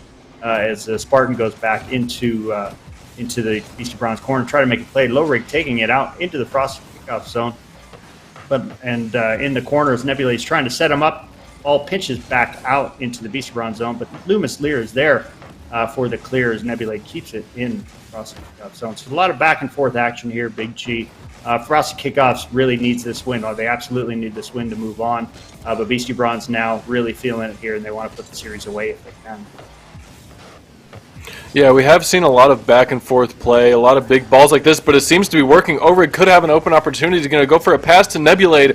Nebulade could be going for the double touch. Unfortunate miss, but Loomis comes in here. The pressure is on Beastie Bronze, keeping it up, but Kurt Rambis going to deny that one. I do want to take a second to point out as Ohrig is dribbling Kurt down the field. I think it may be that Bronze Season Reward decal that's doing it for him. He has changed. He is matching his team. He is ready to go. He's ready to take this Game 3. Yeah, I agree. A lot of back and forth action here. 0-0, 3 minutes and 20 seconds. I love close games like this that could really turn on just a single goal. As Spartan able trying to get that goal, that first goal for Frosty Kickoffs, not able to finish, but Lowrig getting it into the Frosty Kickoff zone. Takes a shot. Kurt Rambis there for the save. Nebulade going for another solo play. Kurt Rambis could get a clear here, but going to leave it for his teammate Heartless Foe. Frosty Kickoffs have an opportunity here to create some pressure. Heartless Foe unfortunately thrown that one away to Loomis, though. Loomis popping it up for Nebulade. Could be an awkward situation. Loomis doing a great job of staying patient, not going up for that ball, realizing he has time on the ground. You know, I want to point out what I've seen from Loomis here. While his teammates Nebulade and Ohrig might be a little bit more fancy, a little more mechanical, Loomis has been a very, very smart player in all of these games so far. Really smart, really patient plays, and keeping the pressure on for a lot for his team when Frosty Kickoffs get boomer clears over the first two players. Yeah, Loomis able to be there for his team, both in net making the saves, but as well getting those crucial clears at center and putting it back into the Frosty Kickoff zone. He's a very solid player on this team. His rotations are near perfect. Also, he's the league admin for this season as well, so we want to give a shout out to him, thank him for all the hard work of getting the season together, as well as Skitch and Riff and everybody involved in these leagues. It's a lot of fun. Loomis takes a shot, but falling there right for that save. What a beautiful save that was. Nebulade, however, keeping the ball into the Frosty Kickoff zone. The game's kind of tilted towards that zone now as Beastie Bronze keeping up the pressure. They really want this win with a minute and 40 seconds to go. Yeah, Beastie Bronze keeping up the pressure, and I think Loomis heard us compliment him because as soon as we got done talking about him, he puts a ripper shot right on net. Beautiful save by Nebulade. Could be going in, but very patient falling there to secure that one. That is a tough one. 4 minutes left in this game. Nebulade in a very tough spot. Nowhere really he can put that where it does not go to a Frosted Kickoffs player, and Frosted Kickoffs are back in this series. They absolutely are. With a minute and 25 seconds to go, that was a really close goal. Nebulade popping it up, but Lowrig coming in behind him, and I think he just kind of popped it up right in front of his own net there. So we say that the game is tied. We're back to a tie game. 1 minute and 18 seconds to go as I believe that was Loomis was able to get that beautiful shot right from the right-hand side of the net, right over Fallen, making it 1-1 with 1 minute and 18 seconds to go in this Game 3. Yeah, beautiful shot by Loomis, but also really, really good awareness by Ohrig to see Loomis there. Perfect, near perfect pass coming in for Loomis to take that one. So we got 1-1, 1 minute, 11 seconds left in this game. Kurt going for a high ball, hoping to make it awkward, but Nebulade's going to push to the corner. Ohrig going to take the ball into his own possession, gets a 50 past everybody, but Heartless should be able to contain this. Unfortunately beat by Ohrig. Ohrig might be getting another shot here, but nothing. Loomis, the only one back, could be a 1v2, 1v3 situation. Good challenge by Loomis to keep that one over for his teammates. Yeah, Nebulate takes it into the Frosted kickoff zone as Loomis looking for the pass in the middle, but doesn't need it. Nebulate able to score another tight angle goal from Nebulate on that corner angle. 40 seconds to go, just puts that ball in right past the three defenders of the Frosted kickoff. All three of them. Lead. Yeah, got past all three of them. 2-1 lead now with 40 seconds to go. What are you thinking, Big G? Do you think we're going to finish this off? Or are we going to see a Frosted kickoff score to tie it up? I am not sure what we're going to see here. If Nebulade and Orig are playing like they are. Oh, unfortunately, as I say that, big boom. Not exactly sure what happened there. Looked like they were going for a nice passing play, but Heartless Foe, beautiful pinch off the top of Orig's car. And, Loomis has been playing a smart third man, but there's not really much you can do about that one.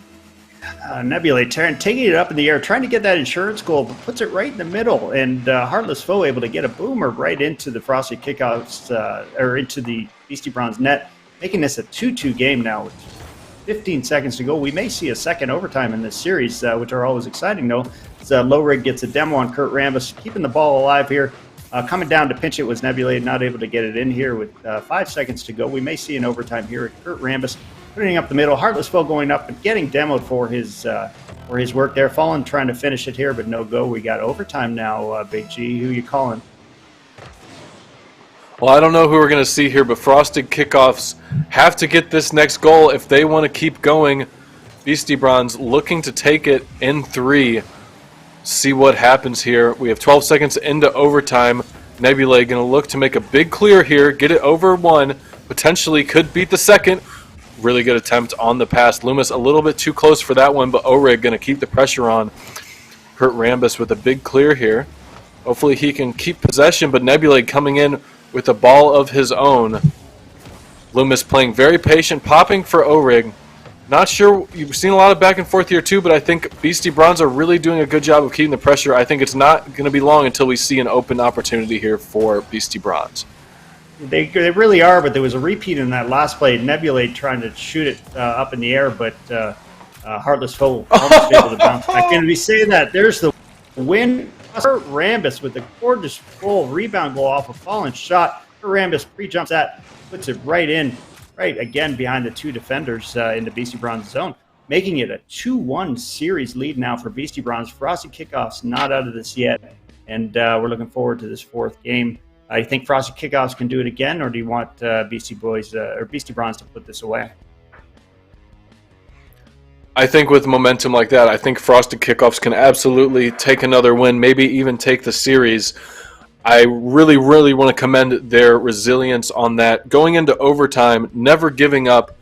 Beautiful, beautiful confidence on that last shot there to take this game home for them. Now, I'm curious to see what's going to happen going into this game 4, because I think Beastie Bronze has really had a lot of the pressure for the majority of this series, and Frosted Kickoffs have gotten their opportunities through either misplays or mistouches on the side of Beastie Bronze. So I'm not sure how long Frosted Kickoffs can keep this momentum going, but I really hope that they can keep this one close and maybe even get this next win. Yeah, I agree. That overtime win in that game 3 is a big deal, right? They stay in the series, but then they've got all the momentum into this game 4. Again, as you mentioned, Frosted Kickoffs was able to get some of those goals just by miscues on the Beastie Bronze side, and we did see a couple of those when Nebula would go up. But Loomis was there for most of the time, able to get that block, but not able to finish it. Frosted Kickoffs winning that third game in overtime, making it a 2-1 series lead for Beastie Bronze. We're going to get ready to go to this fourth game here. A lot of activity in chat. Yeah, and keep covering. Repeating what I'm hearing in my ear here. We go to chat. We've got X-Men here. I noticed he's been pretty quiet. I know, he was known as one of the league trash talkers, but wasn't able to get his team through the series last week, so that didn't work. We've got a lot of activity in our Twitch chat here as we keep going. We're going to get ready to go to the field soon. But as a reminder, if you are not a member of the Discord yet, !Discord in the Twitch chat will tell you all the information you need to join the server. Great server, over 3,000 members, a whole lot of members, new members in the last 2 or 3 weeks as we go down to the field here as our players join the team as this crucial game 4 between Frosty Kickoffs and Beastie Bronze. Frosty kickoff here, going to need this win, obviously, to move on as we get ready to take the kickoff here between Heartless Foe and Loomis Lear. Ball bounces. Kurt Rambis putting it into the Beastie Bronze zone. Nebulate going into the corner to collect. Isn't able to clear it past Kurt Rambis, who jumped up and got that block in the air. Fallen, however, keeping it into the Beastie Bronze zone. Frosty kickoffs, like I mentioned in the last game, with all the momentum here after that overtime win, wanting and needing this Game 4 win so they can move on to the Game 5. As Heartless Foe takes it into the Beastie Bronze zone. But Nebulade there, trying to get middle for Low Rig, pops it back up. Nebulade not there, and Loomis kind of clears it against the wall here. Was the demo here. Low Rig demoing Fallen, trying to get the demo place here so that they can get this goal against Project Kickoff. And yet another demo on the field. We're starting to see a little bit more demolition activity here than we did in the first few games. As we get going. And now we've got X-Men here, and we've got, we can use the Trash Talker trigger as well in Twitch if you want to get some Trash Talk in here, scrolling around at the bottom of the ticker there. You can use exclamation mark Trash Talk to get that happening. As Low Rig takes a shot on the Frosty Kickoff goal, but not able to get it through. Yeah, we got a 0-0 game here, 1 minute in. Fallen looking to make a touch, but Loomis, great stop. Coming out into that midfield. Orig, a bit of a misflip there, but Nebula going to be there to back him up. Nebula, look at the touch, doesn't get it. Could be over Loomis, could be an opportunity for Frosty kickoffs, but unfortunately, nothing coming in. Fallen looking to keep up the pressure, but Kurt Rambis is going to push this one back into the corner. So a bit of back and forth, but I do see a good amount of pressure from Frosty kickoffs at the beginning of this game. Yeah, absolutely. Again, a tight game, 0-0 with almost 3 minutes to go. A lot of back and forth action between these two teams. Frosty Kickoff, so say that, Fallen able to score, making it 1-0 for Frosty Kickoff, gets that crucial goal, and trying to keep his team into this series. A beautiful goal, just a simple goal roller right on the ground, right through the net. Yeah, good speed by Fallen there to get it past the last defender. Securing his team that first goal. I think getting that first goal is extremely important. Could be another opportunity right here for Heartless Foe. Right off the kickoff. That is how you get back into this series. Absolutely, yeah. Heartless Foe getting right off the kickoff, flips into the ball, puts it in. Loomis not able to get there in time, making it a 2-0 lead for the Frosty Kickoff. Staying alive in this game, staying alive in this series. They want to get to this Game 5, and you can see it in their play. Fallen takes it into the Beastie Bronze zone. Frosty Kickoff keeps it in, and not able to get it through. Nebulate bringing it in, trying to get his first goal for his team, but the ball gets knocked off of his car as Heartless Foe bumps Low Rig out, but isn't able to get the ball. Kurt Rambis with ball control here, trying to get it out of his zone, getting it back. They want to get this third goal and try to. Oh wow, just got demoed there. Nebulate demoing Kurt Rambis. Gets that shot on, but Loomis able to carry it into the Beastie Bronze zone, just trying to clear his own zone here. Another opportunity for Frosty kickoffs, but Orig getting it down. Fallen, good job to put a stop to that one. Nebulate still has an opportunity here as we see Loomis Lear getting demoed himself, the Demo King getting demoed. Oh, the fake flip reset. Orig is going to take it. I don't know what was even going on in that play. I think Frosty kickoffs were just as confused as I was. It's almost a six-man commit on that ball. Six-man commit. That's amazing. I was confused by the fake. I don't even know what a flip reset is, so a fake flip reset is really too much for my brain to comprehend. As Nebula takes it in. 2-1 lead for Frosty Kickoffs. 2 minutes to go. Another demo at center. A lot of demos in this game. I know while you stepped away, there were a few demos as well, Big G. So teams getting up on those bumps and demos, try to take control of this game. It's Loomis trying to keep it in, isn't able to keep it in here. Kurt Rambis goes for the shot, and no go there. Heartless Foe getting it into the Beastie Bronze zone. Frosty Kickoffs wanted to get an insurance goal here with a minute and 40 seconds to go. They want to definitely put this game away so they can get ready for Game 5. As Kurt Rambis putting it in, but Low Rig keeping it into the Frosty Kickoff zone. It's that ball high, but pulling it up, able to get that ball. Yeah, Frosty kickoffs are going to want to keep the pressure, going to want to put another goal in to secure this, but double commits are not the way. We've seen that, unfortunately, a few times. Once again, could make an opening for Beastie Bronze. These double commits got to stop happening if they want to take this game number 4. Fallen looking to keep the control there, but Heartless Foe going to take it for him. Kurt Rambis just not there close enough. I think one of these things, I think they're just overcommitting a little too much. It looked like Fallon wanted to stay on that ball. Heartless Foe pushing up a little bit too far, and Kurt Rambis in a tough position there. 2-2 going into this final minute. What will we see here? Yeah, Loomis able to keep his team into this game. Game tied 2-2 with a minute left. I think we may end up seeing another overtime game, Big G, and have that game, at least the series progress decided in that overtime game. As the ball is in the Frosted kickoff zones, Kurt Rambis trying to get control of it, trying to get it past Loomis, not able to. Loomis able to slide it in, keep it into the zone, and get a demo on Fallen at the same time. As we see this ball back, you get Boom back into the Beastie Bronze zone. Bowrig trying to take it out. But again, the ball back and forth. As the game gets tighter, Big G, those double commits and those little mistakes end up counting for a lot. So you end up sometimes having to pay for those, and usually ends up as a goal. No, absolutely. As we get into these games, these intense matchups, any single chance, any missed opportunity is going to be a big one. As we say that, following getting a clear into the corner of Beastie Bronze. They're going to try to keep the pressure here, hopefully make an opportunity. We don't see really any openings come, but here is one. Fallon unfortunately can't control this ball. Is going to get a pop out to the side, straight to the side of Beastie Bronze. Nebulade could get a shot here. Heartless Foe going to do a good job to put that one to the corner. Ball staying up. Unfortunately, that one goes down in overtime here in Game 4. Frosted Kickoffs league play on the line. What will we see happen here? Yeah, anything can happen in overtime. Nebulade not wanting to go over overtime, trying to score with the last couple of seconds left, isn't able to get it here. As that ball in the Frosted Kickoff zone. Game kind of changes a little bit. We're going to see a little tighter here, as this is, I believe, our third overtime game of the day. And, I love these games, but like I said, anything can happen here. Just a slight miscue, a slight rotation mistake ends up in a goal, and that's it for the game. And obviously, Frosted Kickoffs needing this win to move on in the series. Beastie Bronze wanting to put the series away with the goal in overtime. We'll see what happens here. Kurt Rambis not able to capitalize on an open net, but falling in behind him. Again, not able to get it. That was probably the closest chance in overtime yet.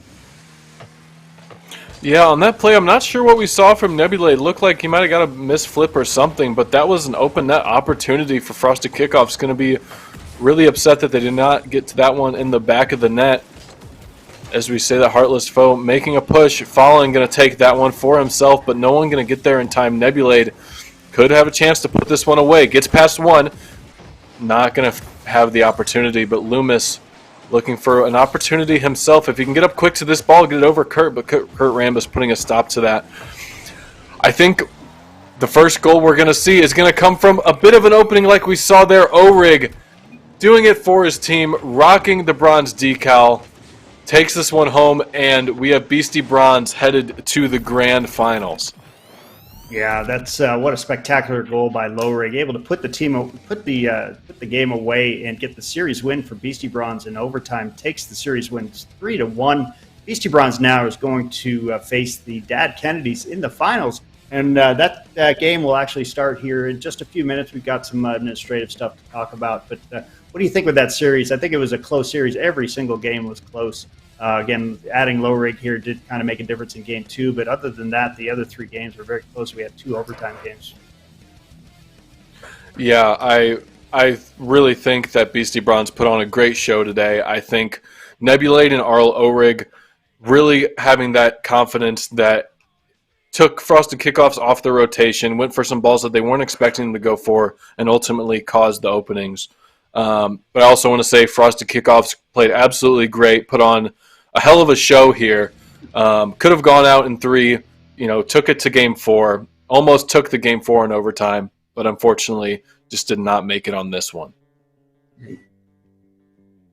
Yeah, those overtime games are tough, and at that point, Frosted Flakes under a lot of pressure. They needed that goal to stay alive in the series, but weren't able to get it. Beastie Bronze able to take that series 3-1, and we'll face the Dad Kennedys here in the finals just coming up. As we get to closing thoughts, again, just kind of throw some advertisements out there. !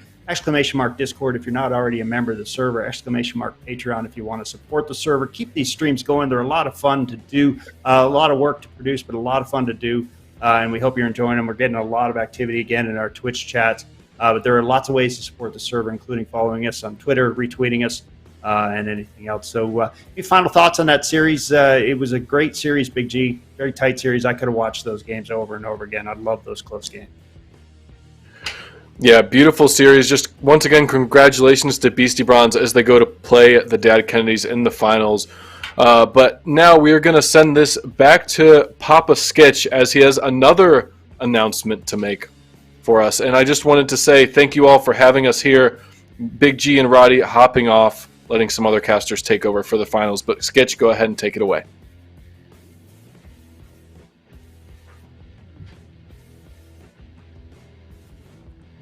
Skitch, I think you're muted. I'm an old fart living in the Zoom age. You're muted. Okay. Is this thing on now? All right. Let me mute the other screen so I'm not doubling myself. Here we go. All right. I know how to do technology. All right. Thanks again to Roddy and Big G for calling the games. Those were some great games. Congratulations to BC Bronze. They'll be facing off against the Dad Kennedys here in a few minutes. I don't have any new announcements. You guys have heard everything, but in case you missed it the first time, we are taking kind of not pre-orders, but taking some information on the shirts. Type in exclamation shirt to get to that form. I'm just trying to gauge how many shirts we want to order and get them out there for Dallas LAN. And if you are going to Dallas LAN, we'll have a different logo here on the sleeve so you can collect them all, you know. I plan to be there, and I got to check with the boss, aka the wife, but it should be all good. Overall, I just want to say thank you again to everybody who's been part of this community. When I started a year ago, I didn't even know how to use Discord. It was just wanted to have a Reddit page for finding other older gamers like myself.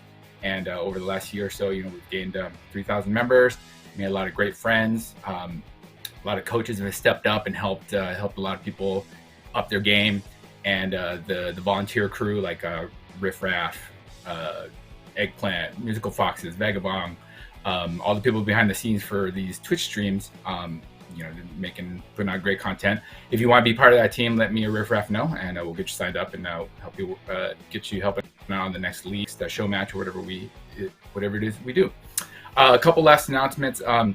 If you type in exclamation survey, we're trying to get some feedback on what kind of old farts make up the server.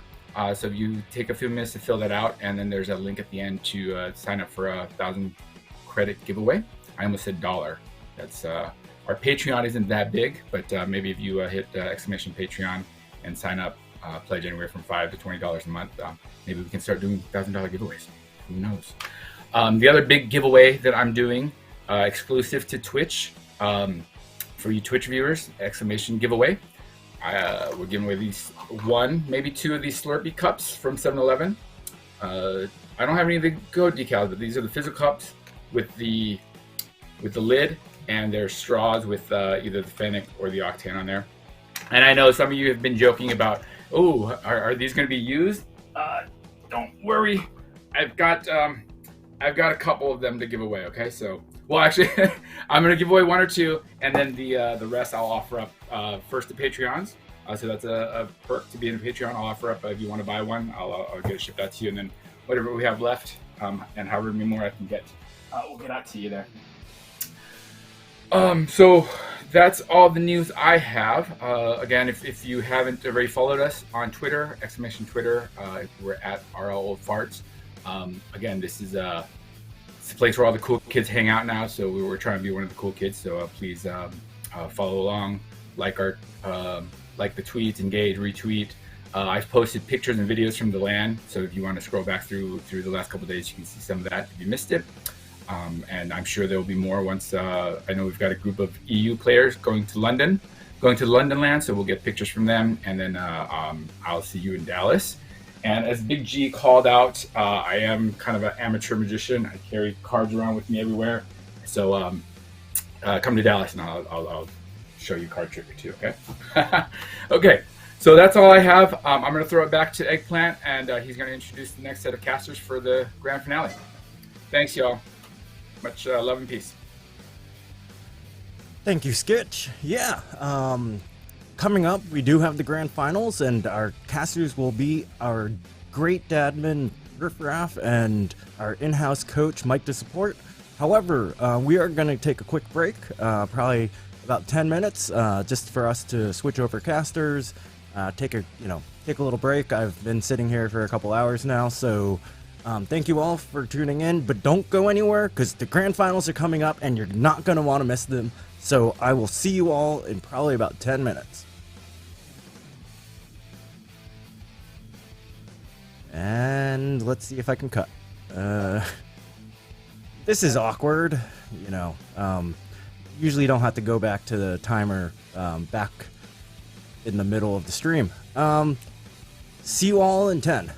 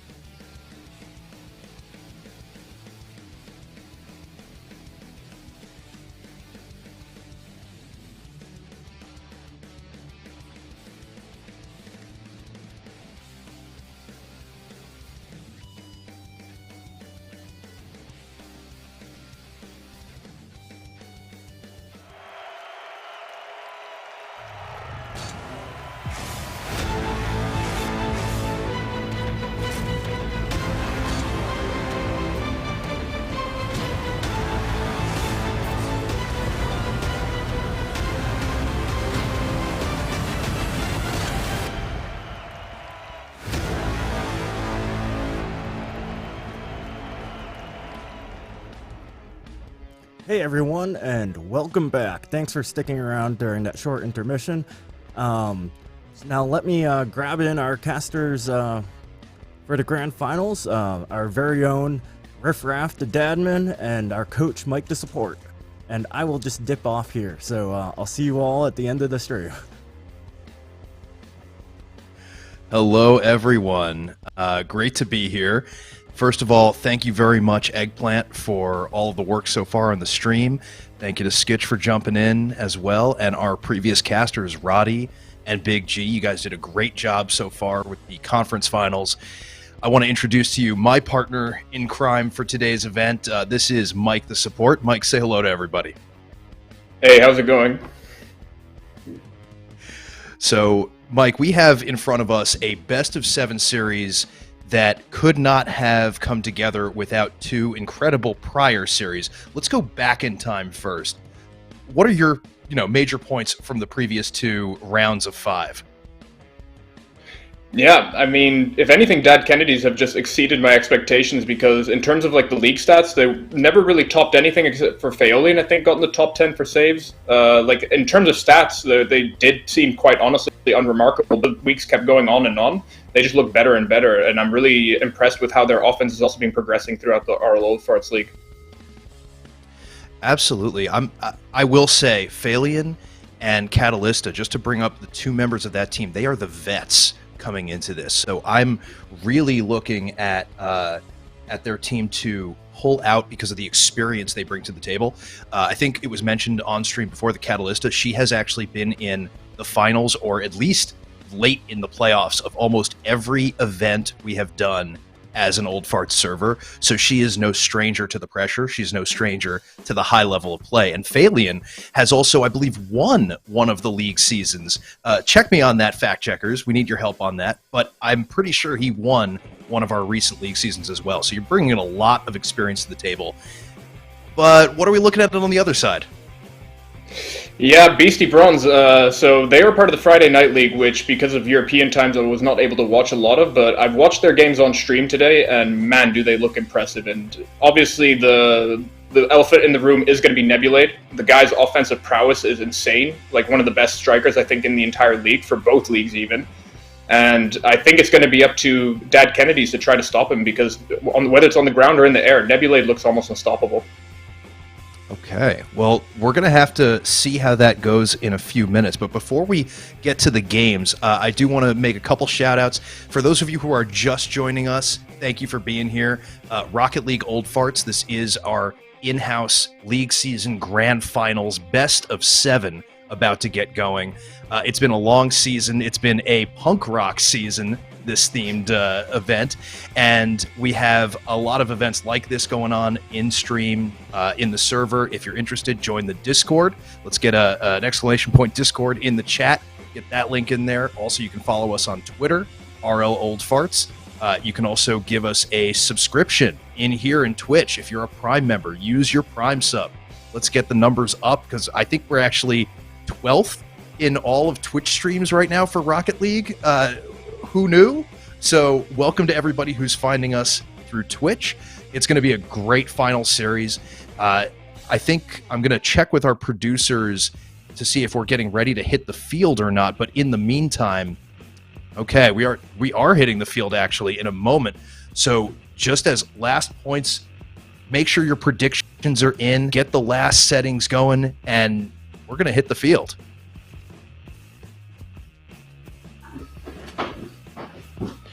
This is going to be a pretty exciting one, Riff. Best of 7 to conclude the entire league. I'm pretty sold, though, on Dad Kennedys to a certain extent. If their defense is on point, I do think that they will be the team to beat, but the offensive prowess on the side of Beastie Bronze, it's just going to be very difficult for them to deal with, I think. All right, well, kickoff is underway as it's big win by Pizza into the offensive zone. A little bit of a miss there by Loomis, trying to set up his team. This is, by the way, going to be confusing, folks. Beastie Bronze is on the blue team, yet they are wearing their bronze uniforms. So don't be surprised if you see a little bit of back and forth with who's in what color. Weird touch by Loomis, able to be saved by Nebulade. And Mike, there's what you're talking about. Nebulade is going to be that difference maker for the blue team going forward. Yeah, Dad Kennedys are doing a pretty good job of keeping up the offensive prowess, so the defense will be tested in this matchup because defense was honestly not completely tested on the previous matchup. So we're going to have to see if the offensive prowess that has been improving out throughout the last few weeks will pull through for Dad Kennedys. In the meantime, though, we have seen a switch over in terms of pressure.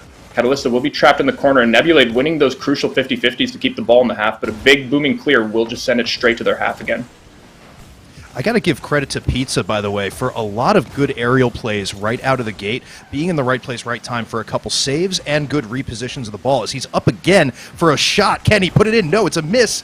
Phalion not able to touch it on the side. Good defensive pressure there at the net by the Beastie Bronze. As Nebulade, oh, what a save. I think that was Phalion who got the last touch there before it went in to keep the score at 0-0. This is a high-pressure game already, and you're seeing a lot of airplay. Are we seeing a group of people who are ground players or air players in general? Because that's... Oh, as I say that, there's the flick. Catalysta up for the follow, and it's in. We're all off to the races, 1-0. Yep, the defense is pulling through in this matchup. This was something I was really scared of for Dad Kennedys because their defense at times could lead to double commits, but in this case, they're looking really clean.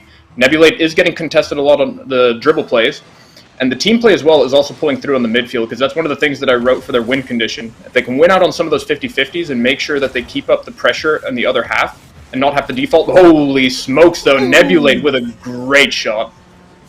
Yeah, I love seeing him come off the, off the wall. I thought he went full ceiling on that one. Great control the whole way through, though. A little bit of a broken defensive play for Dad Kennedys there. They're going to have to not let that happen because we know Beastie Bronze is a very big pressure team. So if Loomis is going to get the bumps in, if Nebulade's going to control the ball, they're going to be unstoppable. And I respect your call for that, but I still think Dad Kennedys have a great chance at winning here with the experience they bring. Phalion and Catalysta got to get their team plays going. But here we see, a tap back by Catalysta into the middle. Phalion up to control, kind of bops it away. Loomis does center it. Catalysta able to clear easily to the side, but Arl Orig sending it back towards net as Phalion has to make the save right at his crossbar. Loomis sends it back across. It's a scrum in the corner. Nebulade can't get it away from Phalion, who has the open net, takes the shot, and it's good. Yeah, that was a fantastic shot from Phalion, and as we can see, one of the things that I wanted to talk about as you were popping off on the microphone is that the grind game is the name of the game for the Dad Kennedys because they have to grind out a lot of 50-50s, they have to grind out a lot of boost control, and they want to keep Nebulade and Lowrig off of their half, and just like that, they did manage to get that conversion played, and Phalion just got a beautiful shot. Well, it's going to be a back-and-forth game. And yes, the mic will pop many, many times today as shoutcasting is the meta. But here we see Loomis does get it past everybody, but it's not on target. So, unfortunately, Beastie Bronze not able to get the goal they needed to... Oh! As I speak too soon, again, Arl Orig, this would look like a 50 goal. Let's take a look here as Nebulade passes it into the middle. And yes, Arl Orig gets the dunk into the center of the goal. What a heads-up play to tie it up with 2 minutes to go. Yep, and those 50-50s are definitely crucial, Riffraff, because two of their players, as far as I could tell, were on about 20 boost or less, and those clears just become so much more difficult when you have no boost to generate all that extra power. Here we go, though. Phalion is going to try to get a clear towards the other half. It's looking pretty dicey, though, as Catalysta does lose out on that 50-50. Boost counts are still looking quite alright for Dad Kennedys, and if they can just keep the ball moving towards that midline constantly, I'm sure that they're going to be able to find a striking position. But in the meantime, though, Phalion is going to tap it off the wall once. Loomis with a great 50-50. Pizza, though, is going to have to go all the way back to the half and make sure that he gets his clear going. We're going to say thank you and welcome to also Bubba Sr. just joining us in the chat. You've definitely found your people. Happy to have you. What a play at the net, though, as a little bit of a pinball game gets started in front of Beastie Bronze net. Phalion sending it back in over the wall. Arl Orig able to clear away. Catalysta not able to dunk. Phalion does send it back mid. Loomis clears. But it's back and forth. It's been a bit of a ping-pong game here in the middle of the field. Mike, I know you were talking about the coordinated play and the skill of Nebulade. What do they need to do to really take this game away from Dad Kennedy's, because Dad Kennedy's have been controlling it for the most part in terms of scoring first, as an open net opportunity is not made by Phalion. Yeah, unironically, the team that has Loomis on it is going to have to start going for more demos, because I think that in terms of getting contact on the ball, Dad Kennedy's are doing a great job of actually securing it. But I think that if Loomis and co can secure some more demos, then there's going to be less people defending and more people spawning back with 33 boost. As I say that, though, Phalion is going to try to get that one clear going. It's going to go straight to Loomis, and unfortunately not going to connect with Arlorik on that one. And yeah, I think that this is looking like a pretty interesting back and forth, and I think that we might just get our fourth overtime of the evening/afternoon, depending, of course, where you're from. But Catalysta did try to go for that goal secure there, and we're down to the last 5 seconds. Well, the clock goes down, the ball drops as well, and we're at overtime. Game 1 in this best-of-7 grand finals. Kickoff off to the side, chased down by both teams. Pizza does get the bop off the wall. Nebulade sends it into the net, but no, Phalion clears it away. Loomis is back, pops it over Nebulade. Great play by Loomis there as he goes into pressure, doesn't get the bump he wanted. Nebulade able to try and center this to Arl Orig. He's got the connector, but it's beamed high. Catalysta going to try and connect. No, she bangs it off the wall. Perhaps confusing people. There's a little bit of a misplay. As Beastie Bronze able to clear it off to the side. I think this is going to be a question of who makes a mistake first. Both teams seem coordinated enough, poised enough, and they're making the saves, they're making the shots, they're making the passes. It's going to come down to who messes up first. Yeah, and for the time being, it looks like it's not going to be Beastie Boys, because Loomis has been doing so much work on defense. Every single time there was a critical moment where he had to make contact on the ball, Loomis was able to secure that touch. So I think for the time being, Loomis is looking like that immovable object, but as we say that, though, Dad Kennedys are looking a little bit like an unstoppable force for the time being. So we're going to see two different things clash, and I don't know who's going to take the win, though, in this first game. Interesting bump there on Phalion. He was able to recover quickly, but that's what we were talking about before, is that we need to see the physical play. The physical play is also going to determine not just who gets back with 33 boost off of a demo, but who's in position for that touch, that very necessary touch to end this one, as we're already a minute 30 into this overtime. Pizza does knock it away off to the side. It was a good touch. Catalysta following into the corner, does get it towards center. Loomis misses, but there was no one there from the Dad Kennedys to send that home. Nebulade does control in the middle, kind of flicks it away to Phalion, almost gave up that play. As the ball is up, Loomis can't get the touch, and Phalion able to send it down. Does Catalysta get the touch? Oh man, that was close. We're looking for someone to break open this scoring. 2 minutes in now into the overtime, as we're still waiting for a first game winner. Yeah, I think the nerves are starting to get to some of the players, because both teams had the game-winning opportunity, but unfortunately barely missing out on some of the aerial plays. And Loomis Lear, though, is going to try to go for a breakaway, is going to get it center. Catalysta looking really awkward. Rig with the shot! Oh, man. It's a you combination hate to see of it if you're Catalysta. Yeah, exactly. It's a combination of a great touch off the post from Loomis, but a bit of an unfortunate defensive positioning from Catalysta, and that's a little bit of a heartbreaker if you're a Dad Kennedys fan, because you don't want to go out in such a straining overtime just like that. I'm going to go ahead and say that Catalysta was expecting a pinch there. I think she was prepared for Loomis to come in and bang that ball across the net or straight up even, and was not expecting a little dribble play where she was not in the position to touch it away. So I think she did the right thing. I think she should not have really tried to bang that ball, because she might have put it in herself. Unfortunately, Arlo Rig was just man on the spot, ready to come in and tap that home. What a first game. Overtime in the first game of the series. And it's been back and forth. We've already talked about the teams being very evenly matched. You're seeing it on stream. Are we changing our predictions at this point? Or are we still going to say it's going to be tight the whole way? Like, who's going to break this open? Give me your predictions here, Mike.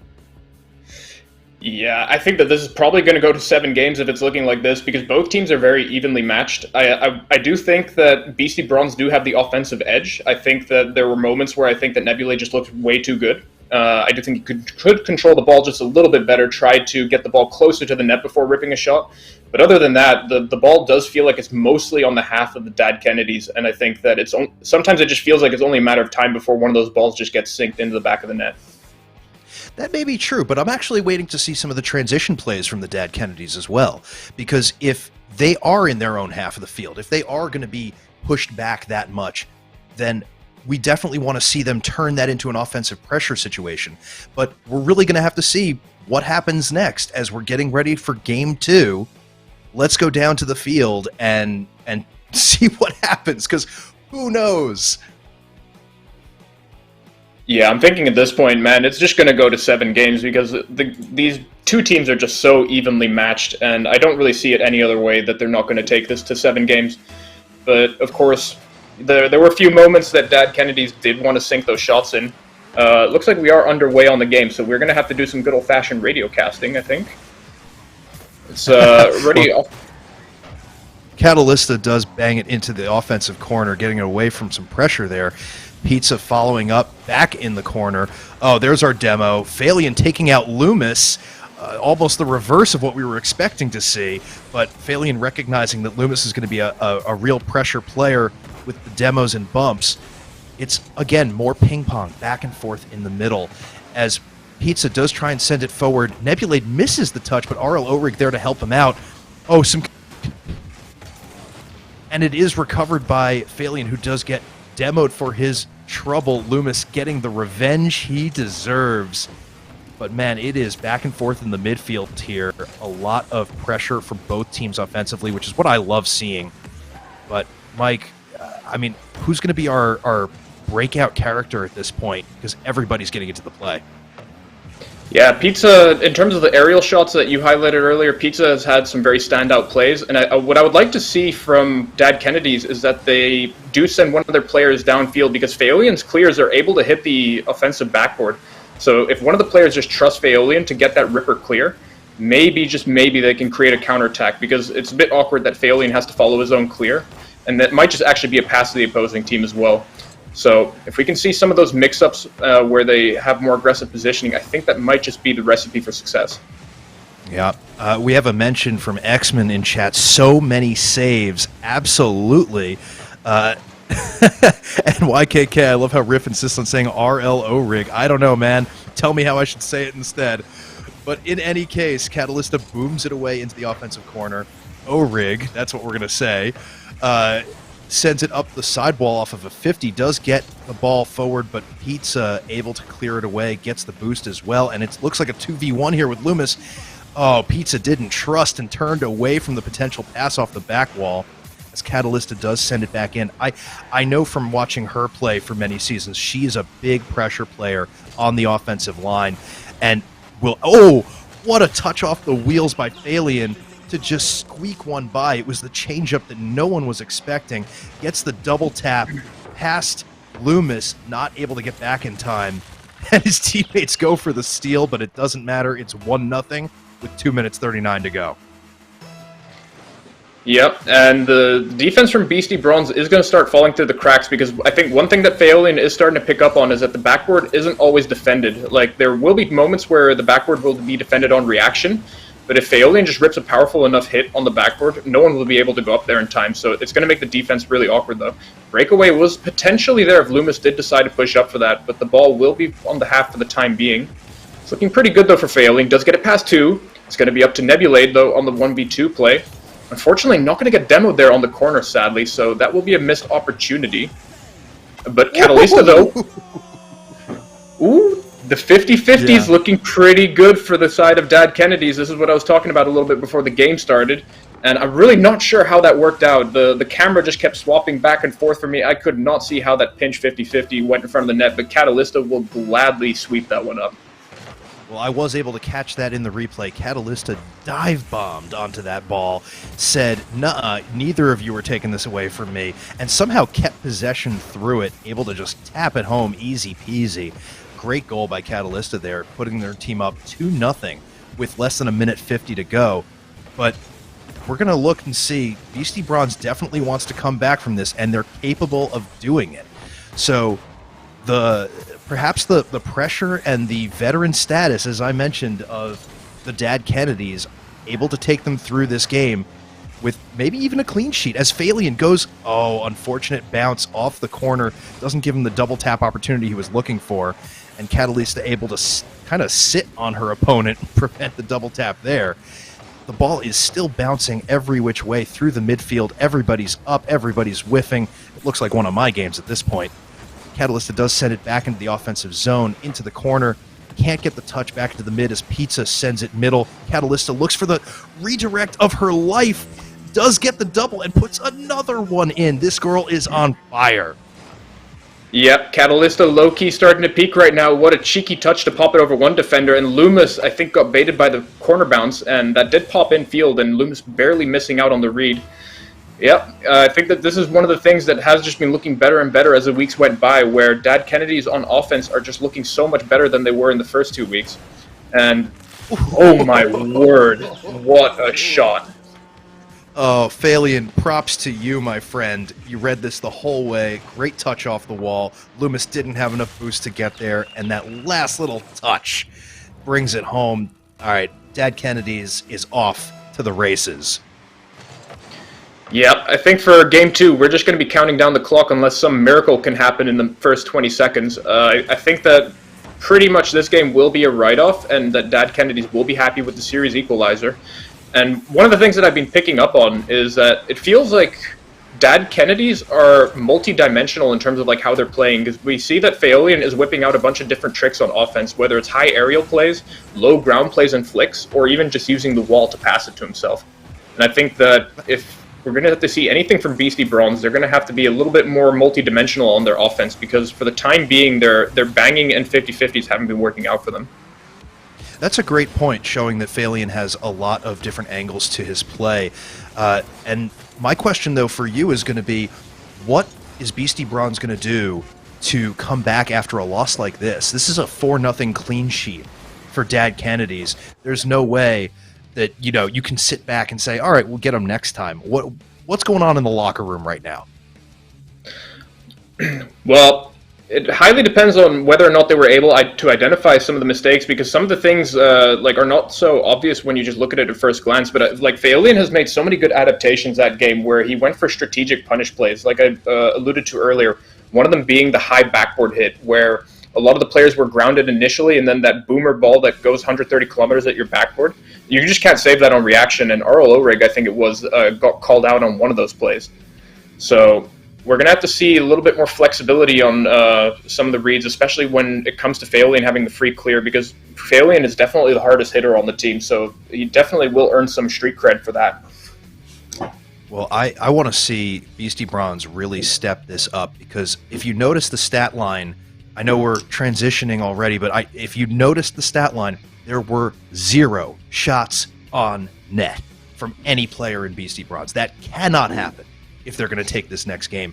Nebulade, who is your big star on the Beastie Bronze team, didn't really do much. We didn't really talk about him much that game. He was not an influencer, a real moving force. So I want to see him come out of his shell. Now, I know I predicted the Kennedys in this series, but I want to see Nebulade kind of step up and say, no, we're gonna take it to you this game.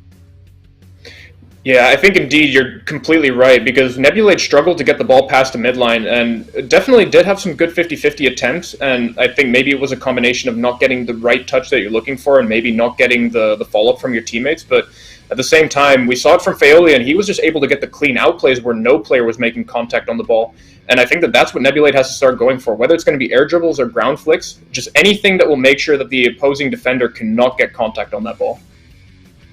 Okay, well, we are about to head down to the field, so in the meantime, put your predictions in chat. I want to hear from everyone out there who's actually going to take this series, because you've seen a very close game, and you've seen a very one-sided game, but both teams are capable of big things. So let's head down to the field.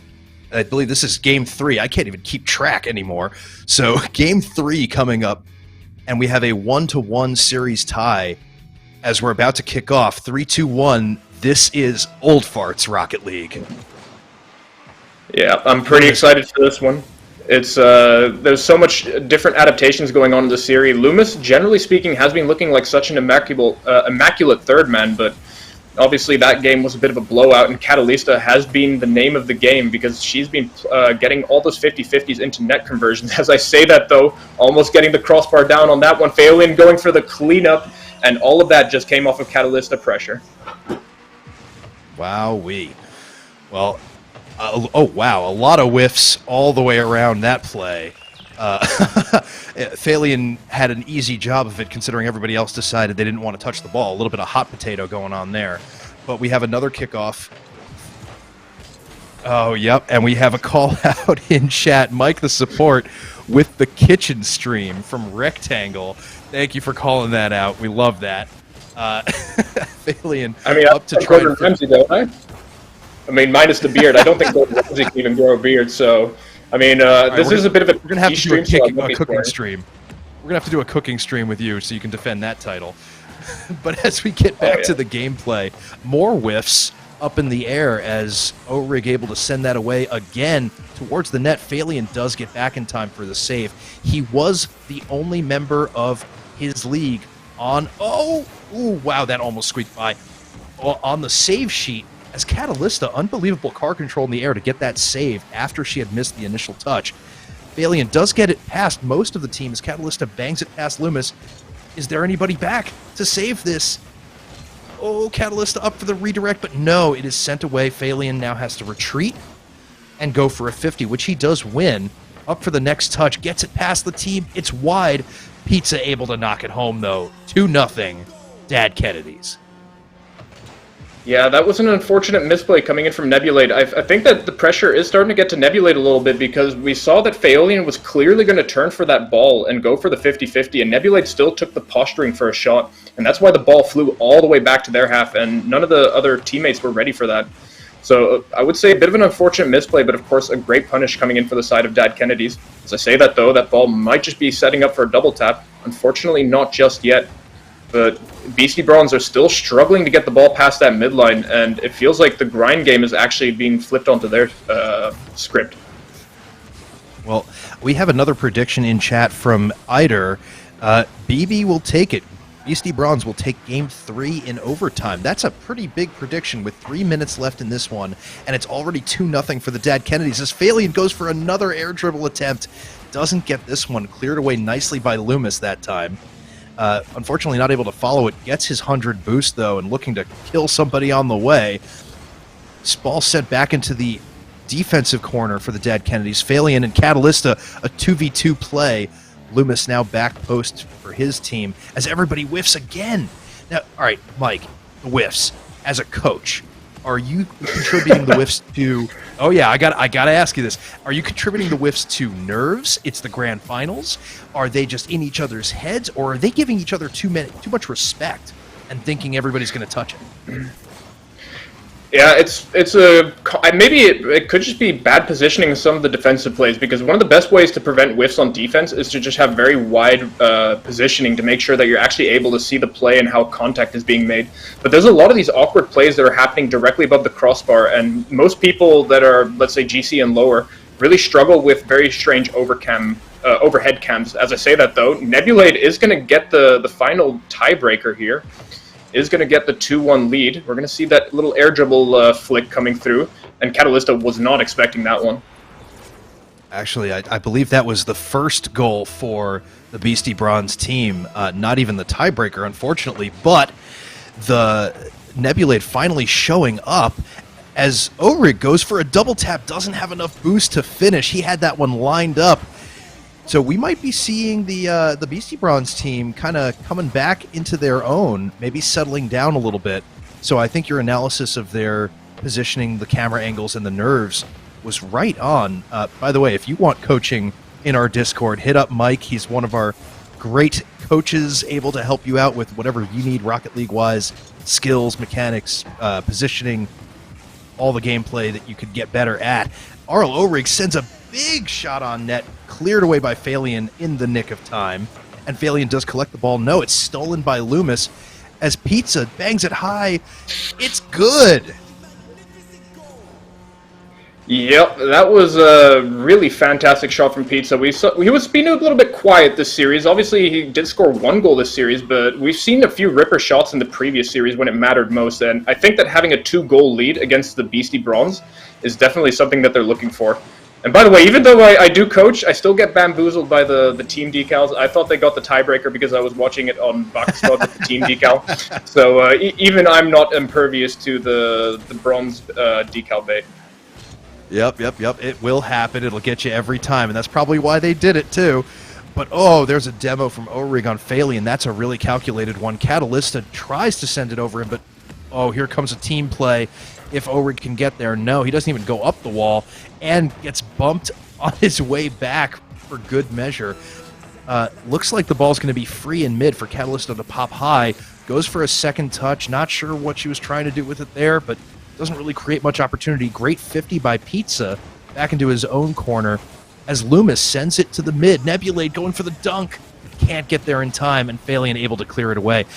I agree with you, Mike. I want to see Dad Kennedy sending a player forward more because Phalian is booming those clears away, and it's creating an opportunity that they're just not capitalizing on, even though they are taking Game 3 3-1, and the series is now 2-1.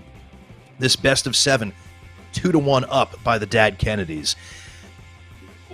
I mean, Beastie Bronze, what are they doing? That's 2 games in a row. They got some shots on. They got 1 goal, but they've got a lot of work to do here. Yeah, I think that one of the main differences, because again we're looking at some of the star players for each team. Like, what is Phalian? Say Nebulade, and one of the things that Phalian is doing is taking more possession off of defensive plays. And Phalian is just doing a great job of identifying when he should go for ripper clears and when he should just try to control the ball and make sure that he can start going for outplays on 1 or 2 players.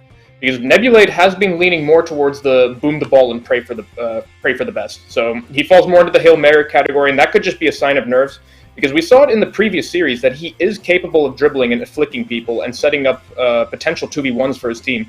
But we haven't really been seeing it at all this series, so it's a bit unfortunate, but for all we know, he may just make that adaptation mid-series. That is interesting, and I have another interesting note to point out. We're seeing another substitution from Beastie Bronze. It looks like they had a team meeting, and they decided to change things up for this game.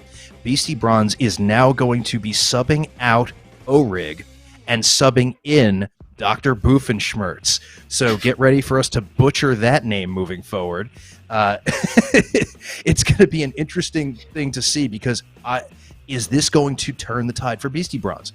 It was a big change in the previous series when they actually had Boofenschmerz in beforehand and then switched out to O-Rig. The first game they won was actually in overtime, and it was a real nail-biter with Boofenschmerz in it. The second game, they ran away with it with O-Rig now in. But here we see a reverse, and they're already losing 2-1 in the series. So is this the jolt that they need? Yeah, it beats me. If I'm completely honest, I'm not 100% sure on this because... if I'm thinking about as well, like, how has the series been going? Like, Arl Ulrich just hasn't been looking that bad, but he just hasn't been looking very exceptional. Like, he's been getting the air dribble plays and he's been getting the ball passed too, but every time the ball just gets close to the Dad Kennedy's half, it just gets boomed away by Phalian or just gets 50-50'd away by Cat. So I think it's more of like, what are they actually doing in game to create those opportunities, and not so much how hot or how cold is someone on the field. Okay, well, let's see what happens in this very crucial Game 4. This is either going to tie up the series or give a real runaway chance to the Dad Kennedys, who only need 2 more to put this one away. We are letting the players know to join the game, so we are heading down to the field, and oh my god, I am excited to see where this one goes. Dr. Boofenschmerz could be the game changer as he goes for the kickoff against Phalian, does 50 it away. Phalian able to... he collects boost and turns away. Back in, gets a 50 that Catalysta almost redirects into the net, but Boofenschmerz, the doctor, does clear it. So the ball is back in the Dad Kennedy's half. Loomis sends it around. It's wide open for Nebulade, who taps it in. Great team play set up by Loomis there in the offensive corner. Yeah, a little bit of a mishit coming in from Catalyst on defense. Granted, she was left 2v1 on that, so not entirely her fault, but if she could have stalled for just a little bit more time by controlling the ball better, might have still been 0-0, but once again, good 50-50s and pressure game coming in for the side of Beastie Bronze. Yep, I do want to take a minute and thank you to Papa34 in chat. I'm so happy that you got to participate in the coaching session yesterday. We did an in-house coaching stream. It was a lot of fun and very informative, so I'm glad you had a great time. He says the coaches in the Discord are all da bomb. So well done, sir. Glad to have you here. But back to the gameplay. We're 4 minutes in as Nebulade going for a potential ceiling shot. No, Pizza sends it away from 2 opposing players, so Loomis just bangs it back in to buy his team time to get back. Phalian and Nebulade up for the 50. Phalian wins it. Cat does pop it high off the back wall. No one's there for the follow-up, and Boofenschmerz pops it away. But it's, again, back and forth. Oh, what a touchdown by Phalian there. I think that there's actually a lot of great plays that could develop here with maybe a little more coordination in comms. I wish we could get an audio set to get... I'm sorry, our producer is telling us something about viewers. Can we get another line on that as Pizza bangs one home as it's just hopping in front of the net? Yeah, it's looking pretty good once again for the side of Dad Kennedy's. Always these awkward backward plays, making sure that it's very difficult for the defenders to contest on the side of Beastie Bronze. And the finishing shot did come in from Pizza this time, and Pizza has slowly but surely been looking better and better throughout this series and finding his way into the field, following up his teammates a lot better as well. Phalian, though, with a big fake, making Doofenshmirtz look really silly, but great 50-50 coming in from Loomis. Going to send that high for Nebulade. Nebulade, not enough boost to get one more on that, but not needed either because that's just going to go straight past the last defender on Dad Kennedy's. All right, well, it looks like Beastie Bronze has woken up. I'm going to give Boofenschmerz the credit for kind of giving the team the kick in the butt they needed, but it's 2-1 with 3:15 to go. Kickoff back to Loomis in the... Oh, no, Boofenschmerz there to clear it away. Catalyst sends it the opposite. Off the back wall. Great touch by Loomis. What a read there to get it away from any offensive pressure. As the ball is now collected in the Dad Kennedy's corner by Pizza. Has to contend with Loomis, who does take it back. Phalian, big bang. It's a wide open net. Does Nebulade get there? Yes! What a save! Oh, that was the equalizer right there. And I have to say... It looks like Bad Bronze are uncoordinated. It looks at, and right there, Pizza does capitalize on that. So I think Bad Bronze are looking almost like they're running. They're running around like chickens with their heads cut off. They're scrambling to get to every ball, and they're making amazing saves and amazing plays, but they leave themselves wide open for an easy tap-in by Pizza there. Are you seeing the same thing, Mike? Yeah, I think that we've seen a few double commits coming in on defense. I think that the awkward... because I do feel like Beastie Bronze are just a little bit more on the grounded side, maybe outside of Nebulade. And so anything that is involving like difficult aerial reads is something that Beastie Bronze are struggling with. And Phalian and Catalyst are just exposing that backboard, setting up free shots for anyone on their team. And I think that Pizza is looking like a really strong player for this series so far. I think it's also interesting that on the Dad Kennedys, they almost cycle in and out of who is in charge of the play. We've talked a bit about Pizza at the beginning of the stream, then he was quiet for a little while, and now he's been the MVP of the last probably 7 to 10 minutes of gameplay. And, as Phalian comes in with a great pass off from Catalysta on the back wall, gets it into the middle of the net, and again, no one from Beastie Bronze there for the save. So I like, as I was saying, that Dad Kennedys are kind of rotating who is in the spotlight. So you're seeing everybody get involved in the play. Whereas I need to see more from Loomis. Oh no. Man. That is unfortunate. Yeah, that was a very unfortunate own goal coming in from Doofenshmirtz. He taps it to himself, panics a little bit on the goal line. I do think he could have stayed grounded long enough to clear it himself, but it is indeed, like you said, though, Riff, that I think that the team, Dad Kennedys, are just better. They're more well-rounded, so players are able to fulfill more roles when it's needed. Whereas I feel like Nebulate is pretty much the star player for the team in terms of aerial plays and offensive setup. So we're going to have to see maybe some of the other players on Beastie Bronze step up on offense and actually start securing some of these goals, because for the time being, it's starting to look really dire for the side of Beastie Bronze.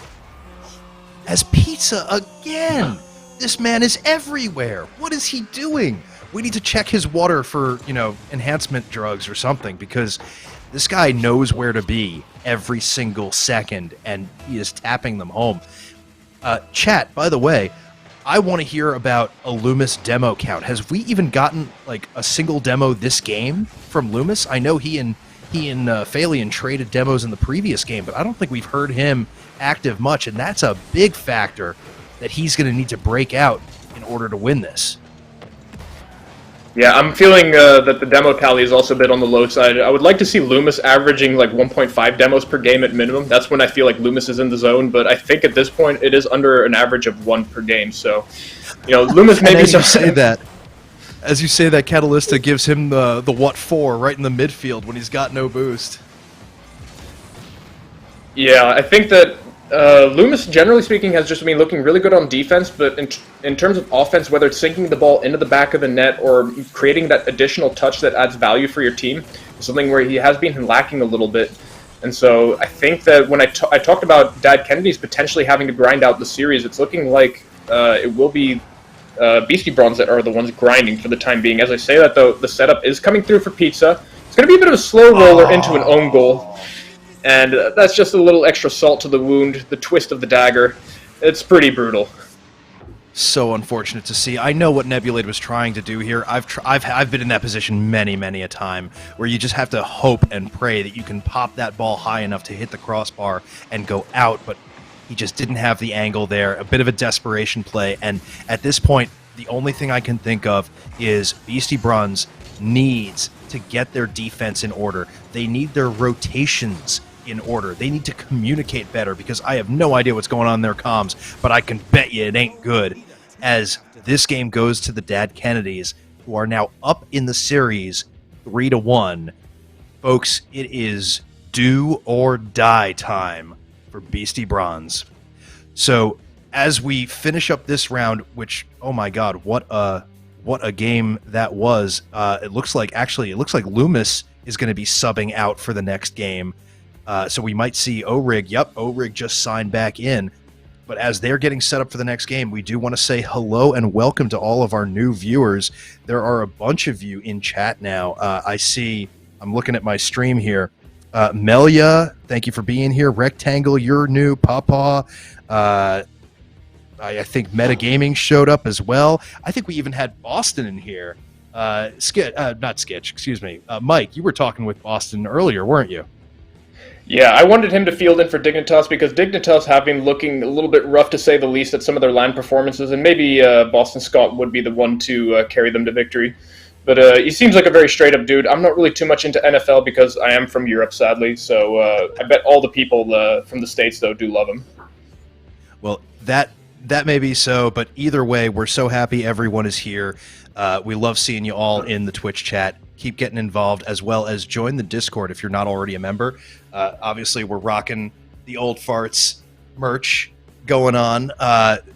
Join us at LANs. We're getting everybody together for those as well. And sub to the Twitch. Use your Prime sub if you haven't already. It's a free sub if you're a member of Amazon Prime. Put it on Rocket League Old Farts. We do all kinds of streams, the league stuff included, as well as there is a survey that's still active. Today is the last day. We're just trying to find out who you are, Old Farts. Make sure we know who you are out there so we can better create content for you. There is a 1,000 credit prize just drawn at random from everybody that submits. So get into the survey as last chance, I believe, today. But we are going to take it to the field. Mike, I want you to take the kickoff from this one, because I am biting my nails. This is either game over or we're going to see a long series. I'm leaning towards game over, Riffraff, if I'm completely honest. I think the Dad Kennedys have just been impressing me more and more as the series have been going on.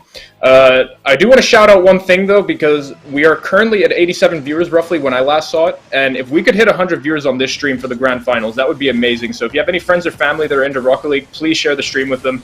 because we can then hit the big triple digits.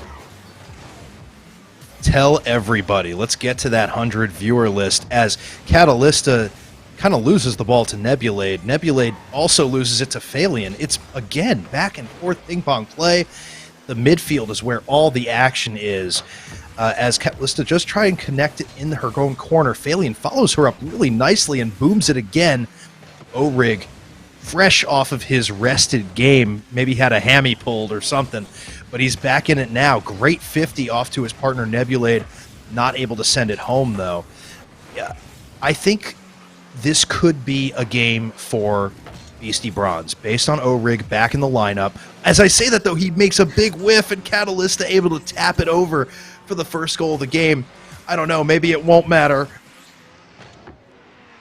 Yeah, I'm thinking at this point it's not going to matter because Dad Kennedys are just leveling up more and more throughout the series, and every time that Dad Kennedys doesn't boom the ball for no reason, Papa Flakes, the man, the myth, the legend who's been doing that amazing YouTube series, he's going to shed a tear of joy when he watches all these players that are not booming the ball away and just keeping possession, going for the big outplays as well. And I think that this recipe for Dad Kennedys has been working out as both Catalysta and Phaolian have been implementing a lot more heavy ground game.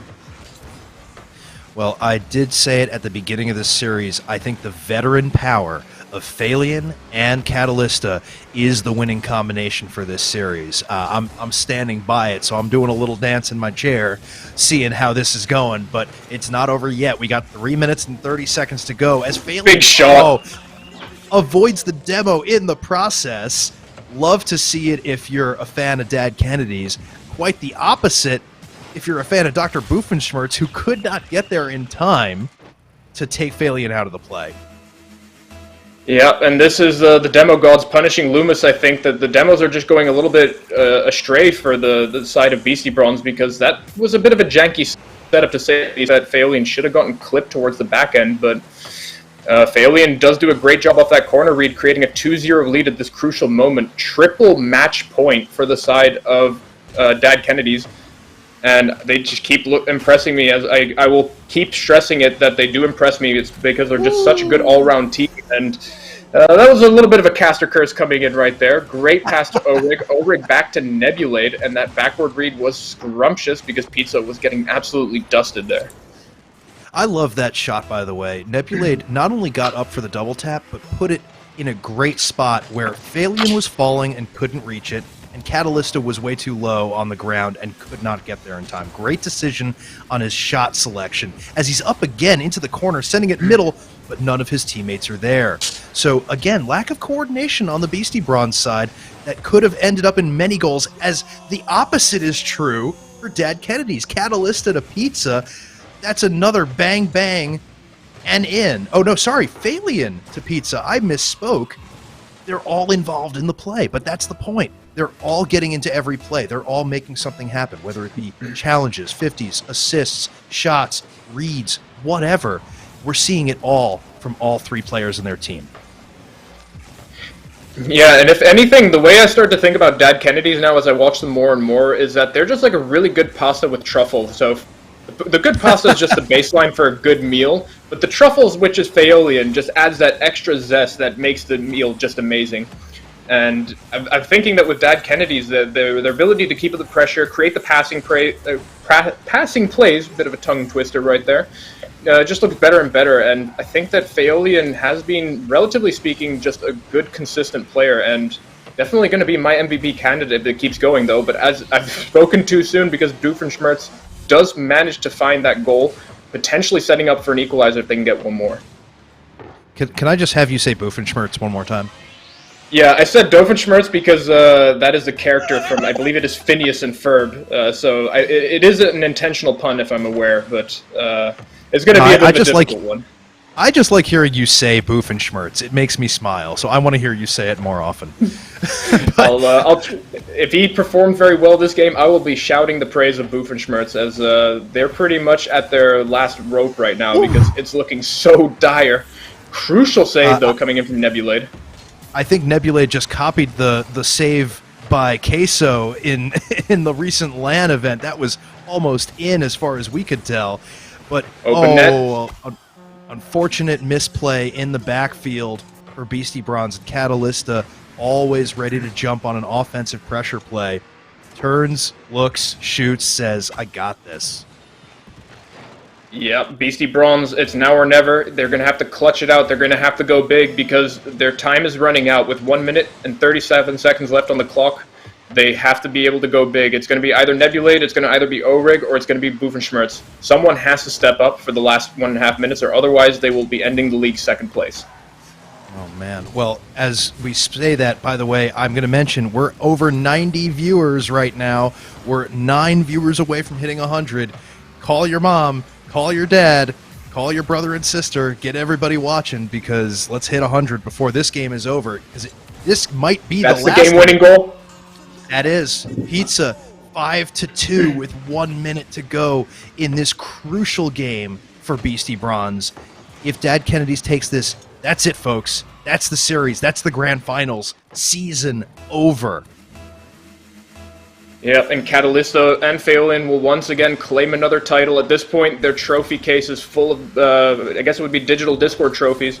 They've just been taking all of these series from everyone, and definitely well-deserved. We get to see them, I think, as a combination for the first time, but having a double veteran lineup is definitely paying dividends because they've been playing so calm and collected under pressure. As I say that, though, potential setup for Nebulade, that's going to be an awkward ceiling bounce. Boofenschmerz going to try to go for the shot. Ohrig not getting the follow-up, but with 40 seconds left on the clock, 3 goals down, it's only a matter of time before Catalysta, Phelan, and Pizza claim the trophy. Oh, what a smart play by Catalysta on the wall to slow play it, make her opponents come to her, and then just kind of tap it away. She knows she doesn't need to send the ball upfield, just needs to keep her opponents from getting it. Yeah, Phelan's going to try to go for the extra sauce on the cherry. Does not able to get the top right, sadly, so this is going to be that one golden opportunity. If this ball goes in right here, right now, there might still be a slight chance, but the save from Pizza is going to seal the deal of the series. Dad Kennedy's will be the grand champions of the Season 6 Arl Old Farts League. What a game. What a series. What a team. Congratulations to the Dad Kennedys for this huge, huge, huge day of playoff games. We've seen an incredibly tight series on one hand, a sweep on the other. That's only today in the conference finals. And then I believe, 4-1 win for the Dad Kennedys in this Grand Finals Best of 7 Rocket League Old Farts Season 6. Let's get that winner screen up. Big congratulations to the Dad Kennedys for taking this season's trophy. And I got to say, Phelan, Catalysta, Pizza, what a show you guys put on. I knew coming into it that veteran status of Phelan and Catalysta were going to be an excellent, excellent pairing. But Pizza, I think he might even be new to the server this season, and what a Rookie of the Year candidate, because he's been involved in every play, he's been involved in almost every goal. Frankly, my pick for MVP of this series, even though all of them have been solid. Mike, who would you say is your MVP pick? I will say, I mean, granted, it feels a little bit like a cop-out to say this, but Phelan is going to be my MVP just because he's been so versatile and so intelligent on the field. Like, we saw so many different types of goals from Phelan. Whether it was a ground play game coming in from flicks into shots, into backboard hits, whether it was that one nasty air dribble setup that we saw him go for. Like, Phelan just does it all, and I feel like he does the best job of adapting to his opponents, and I think that he created so many good opportunities for Dad Kennedys. Okay, well, I believe, if my producers are correct, I think we have Catalysta in the VMix call with us. Kat, are you there? Howdy, howdy. Can you hear me? Hey, yes, we can hear you. So, all right, I just have one thing to say to you. Damn, girl! So, Really? walk us through your perspective here. I mean, you were dominant on offense. We know offensive pressure is your game, but what were you looking at? What were you seeing from the field level? What were you seeing? I didn't feel like my offense was together. I was seeing Pizza and Phelan coming together and making those plays. I was just trying to rotate back correctly. What are you talking about specifically? So I could be in that frame of mind.